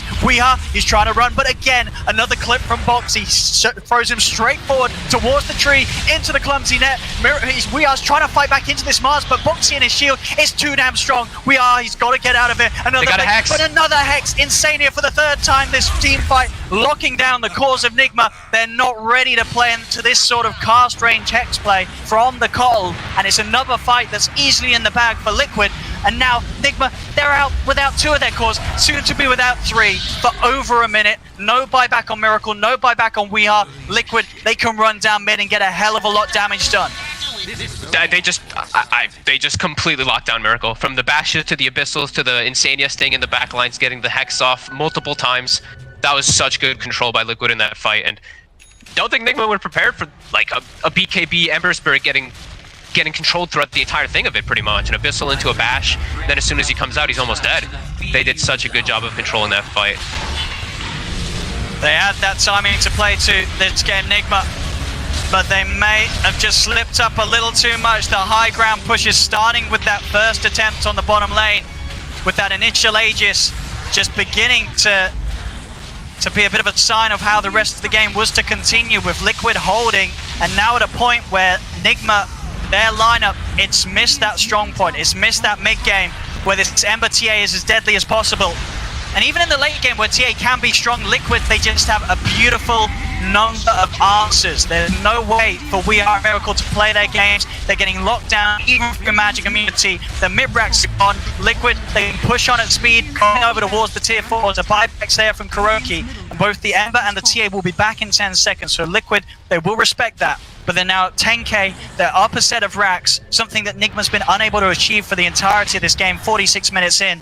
And at this point, with their lineups, this is not going to get any easier for Nigma. No, definitely not. There's too many ways to address the only two core heroes really that we're going to save for Nigma, because the Wyvern, he's had some okay curses, but for the most part, they've been a lot of these defensive ones to set up, and he's not the same, core hero as a TA and Ember. Now Liquid able to get out as a full rush with the refresher as well as that Aghanims. So what, Monkey King just takes the Ags? Who's taking the exit? I think you're right. I think Mekke's going to want to grab that for sure. Oh no, SD! Alright, Tiger just blink stole it? Okay, because he had it queued up. I mean, I guess the triple purge just looked phenomenal, so... It's an incredible Ags upgrade for him. I mean, and as much as it would be nice for Mekke, Mekke is already doing his job with the items he has, right? If anything, you could argue that the difference in power level will increase more if you give that Ags to the SD rather than the Monkey King in terms of your entire team outlook. So yeah, these three charges are really going to make... We've already seen sort of the kite potential from Liquid in these team fights. Whoa. You can't also neglect the fact that he took the damage talent at 25 instead of 2 charge disruption. This is 3,000 damage, Owen. Oh, damn. That's 3,000 damage on us. That's a lot of deeps. Tiger's going to just... I mean, he straight up kills someone. Just unless they BKB, unfortunately, but yeah. BKBs, I mean, they're pretty much all down to 5 seconds, aren't they? But yeah, 6 seconds, they're just getting there. He could just pop people, absolutely. Fight around. That would be pretty cool. Like a Soul Catcher plus triple, yeah. If they're caught in a stun or anything, or the BKB's end, he will likely just pop them. 1,000 damage. Nothing to joke about. Yeah, I mean, it's not that they haven't been already, but at this point, Insane with his Hex, Tiger with the Ags, it's time for sort of the supports to steal the show. Hell yeah. These supports, you've got to get on them. We talked earlier how they had this window where Weehard can jump in and kill a support. He has to now. If he doesn't kill these supports will just control the entirety of Nigma's cores. Yeah, and also I trying to keep track of all these items and everything. There's been a lot of different neutral items in this game. I don't think Mekke actually had one for a bit. He still actually does not have one in his neutral item slot, but he has a Minotaur Horn in his bags. Okay, he's waiting for Paladin Sword. He did have that earlier. I don't know where that disappeared to. Yeah, Koifa actually just had the Philosopher's Stone on his main hero most of the time, and now he has a Leveler on his bear. Sounds pretty good for a Lone Druid. I mean, that bear is doesn't get much more kitted out than this. This bear is quite the nightmare for Nigma. Yeah, full butterfly for Mekke. Probably pointed that one out, but they're in a very, very comfortable spot now in these last few moments. So many extra items now to work with, so many extra protective things, and all these levels. Look at this, Boxy 25-2, Arena Blood grants the regen to his whole team. And it's a lot. It's a lot. 100 HP regen. Not 90, not 90, 100. It's a big old getting into the 3 digits there. Nigma, with the way those last few fights have gone, Weehar earlier was dreaming of the rapier. He knows that he needs something quicker, and he needs something that's going to allow him to get that kill on the hero he jumps on. And obviously the Bloodthorn Nullifier combo will be enough. At least it should be. Still, the disruption is there for the counterplay. But you can now just BKB now. It doesn't mute you anymore, so it's not as strong as it used to be. That is, yeah, that's very true. I don't know if they have any BKBs though. They don't, right? No, Mekke doesn't. They just have Mars. So, yeah, it's just all going to be on Tiger to save people with disruptions if they do get jumped on by this combo. I mean, these towers just falling in a matter of seconds to the bear.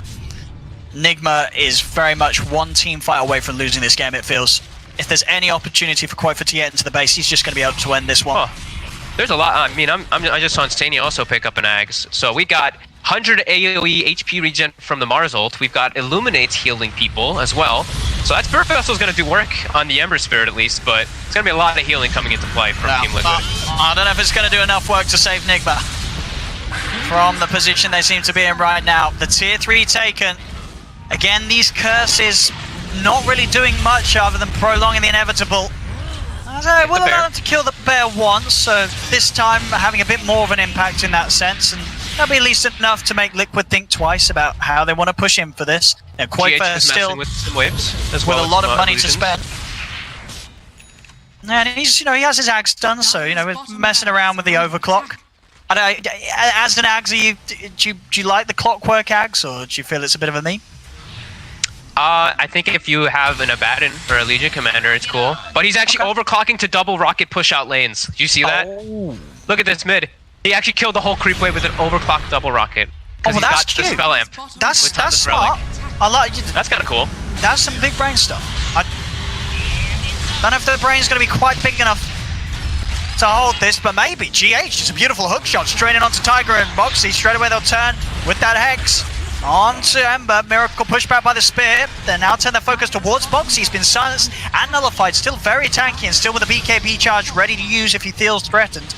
They're staying in, and an Ignis Fartus will be laid out by Insania. Reach in with the Remnant, Miracle tries to go for Boxy. Miracle pots the BKB, jumps over towards the supports. He's trying for Insania. The Demonic Purge is laid down onto Miracle. That's a triple purge. He's going to take a huge amount of damage for this Miracle. Whoa, and he's gone!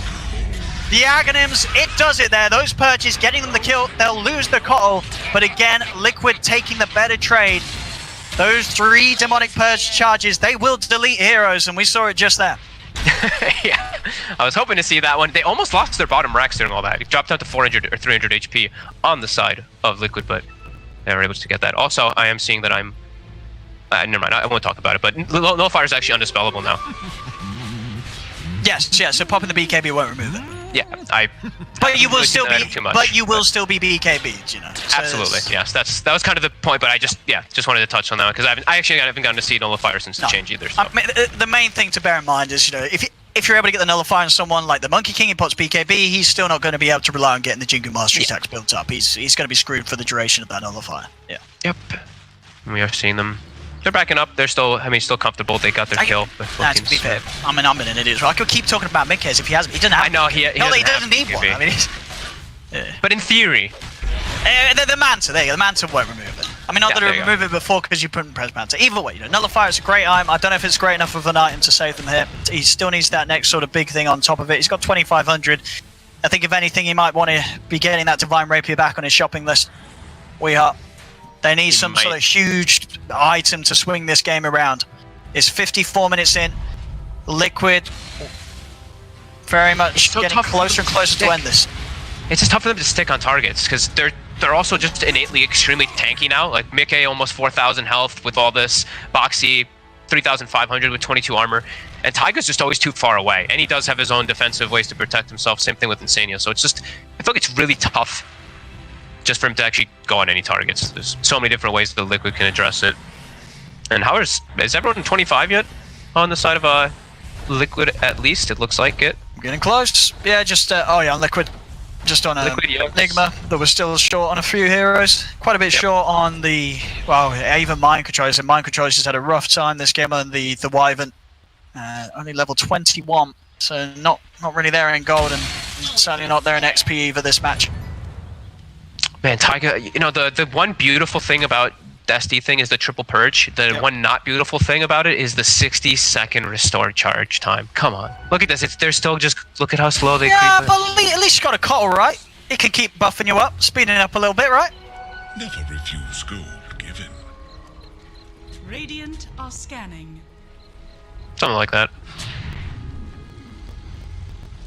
Keeping themselves positioned around the Roche. Not really. You see the bounty rune spawning. They're not caring too much about those maiden heroes. They do have a bear, so Koifa can go get those. And he does have Ags now, so lane pushing. We're going to see Rockets pushing out one wave on one side. We're going to see Bear pushing out on the other side. Same thing with Illusions. Yeah, I think in real life, Rockets would probably beat a Bear, but in this game, I think the Bears want to be feared a little more in terms of its pushing capability.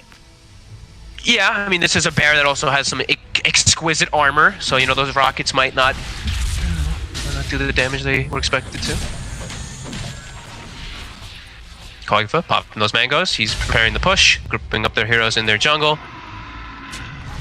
Will they kill the bear? It looks like they are trying to. The BKB gets forced on that bear. But you really have to, it's so scary that you're playing versus now. It's not only just a Spirit Bear with a BKB, with an Aghanims, he's got a Leveler as well. So if you don't address that bear immediately, when he starts going for your base, you're just going to lose all your buildings. They actually have to bring almost everybody. Oh yeah, your base is going to die if you don't stop this bear. Roshan, I mean, this is the 5th Roshan. It's been a long time where I've seen a game where 5 Roshans have died in the game, you know what I mean? Me too. And we're going to get it here. I mean, we sort of said it from the off. This was not going to be a game that finished early. And we're 56 minutes into this one. Sure, at this point, it is looking very close to being in the bag for Liquid, but Nigma are still holding on. Weehar's gold does continue to climb. He's 4,500 in. He is close to that Rapier sort of gold if he does want to go for it. Obviously, does mean that he has to mess up his inventory a little bit if he wants to slot some sort of big item like the Rapier into it at this stage. Yeah, the problem with TA, right? You always feel like you're a bit slot starved because you do need your Blink Dagger, you want your BKB, you want your Deso. Gets to this point a lot as Templar Assassins at this point of the game. Near 60 minutes. So much gold on the side of the heroes of Team Liquid. We're seeing a lot of, I mean, even on Nigma, GH, he's just walking around with a casual 6k. Yeah. I wonder where he wants to go. Maybe he wants to build something that works well with the attack speed that he gets from overclocking. I mean, could he go sort of like an Abyssal himself? Do you think that would sort of help? I think first thing that's on their mind is save buyback for Roche fight. Yeah. But then, I'm not too sure actually. I'm not too sure which ones he's might go. He might go for something more defensive to protect his teammates. Maybe finishing the Solar Crest still too. Not too sure. Yeah, I think the first thing that's on their mind though is, you know, Roche is probably everything right now. Everyone hold your buybacks. That's why both teams are holding like 4,000 excess gold. Yeah, I mean, yeah, Roche at this point in the game with the Ags and Refresher Shard guaranteed, it's just a huge objective to let go. And Nigma, with the amount that they've fallen behind, they cannot afford to let it go. If Liquid get this Aegis and Cheese, Refresher Shard and Aghanims, the base defense, it's going to be borderline impossible for Nigma to pull off. They've got to fight Liquid around this area.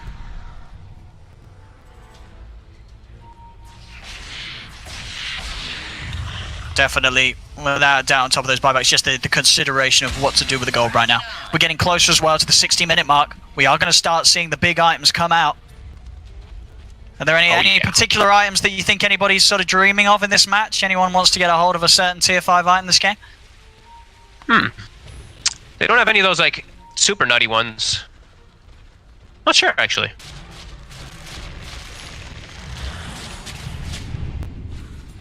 I wouldn't mind seeing a pirate hat on the bear. A pirate? Actually, a pirate hat could definitely, that could be pretty good for them. Oh! Cursed!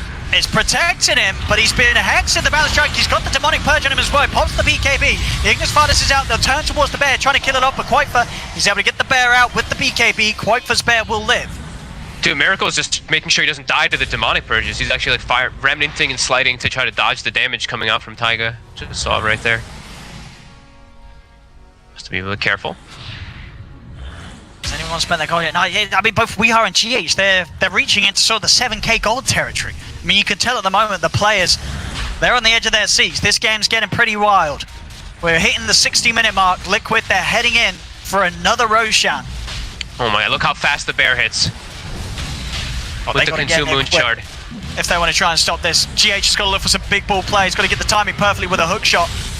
If they want to try and put a stop to this, the Hex is down onto Miracle. Miracle's got to be careful. Weehard tries to focus the target on the backlines with the BKBs. Moving towards the call, he'll get it. Insania's dead. GH, he jumps over to the side. He's caught 2 of them in the cogs. BK pops the Wukong's command. Cold Embrace. We are up, but he's still getting bursted down with the Demonic Purges from Taiga. Taiga, buyback as well from Insania and Weehard. They're moving back towards the pit. Miracle's in trouble. Locked down in the Wukong's command. He's dead for 100 seconds. No buyback on the Ember. GH will fall. Buyback from both GH and Miracle. Nigma, no, they cannot let this Roche go into the hands of Liquid. But Liquid, they're going to move straight back in. Midcate's also found a DD rune. Roche is falling low. They do manage to curse. They're looking for the steal. He jumps in, but he gets disrupted. He was able to pick up the Aegis though and the cheese in time. Can they kill him off the 2 times in a row? They'll get him the once. The Chain Frost bouncing a few times over onto Midcate. Midcate did manage to grab both the Refresher Shard and the Aghanims for himself. They'll kill off We Are a second time. That's a dieback on the TA. They'll move over towards GH. This should be the end of the game as it looks, as Mind Control is also out.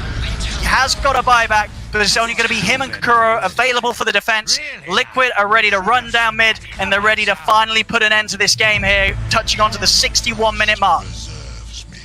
They just had good positioning. They caught Insania right at the start, but then it actually put, I believe, Miracle in a weird spot where he got this. I mean, there's a lot of things that happened in the fight, but he got triple remnant trying to leave, but he had the disruption or the demonic purge, so he couldn't move. He was actually trapped on top of the Shadow Demon, getting wailed on by Mika, and he can't jump out because he's demonic purged and his remnants don't move.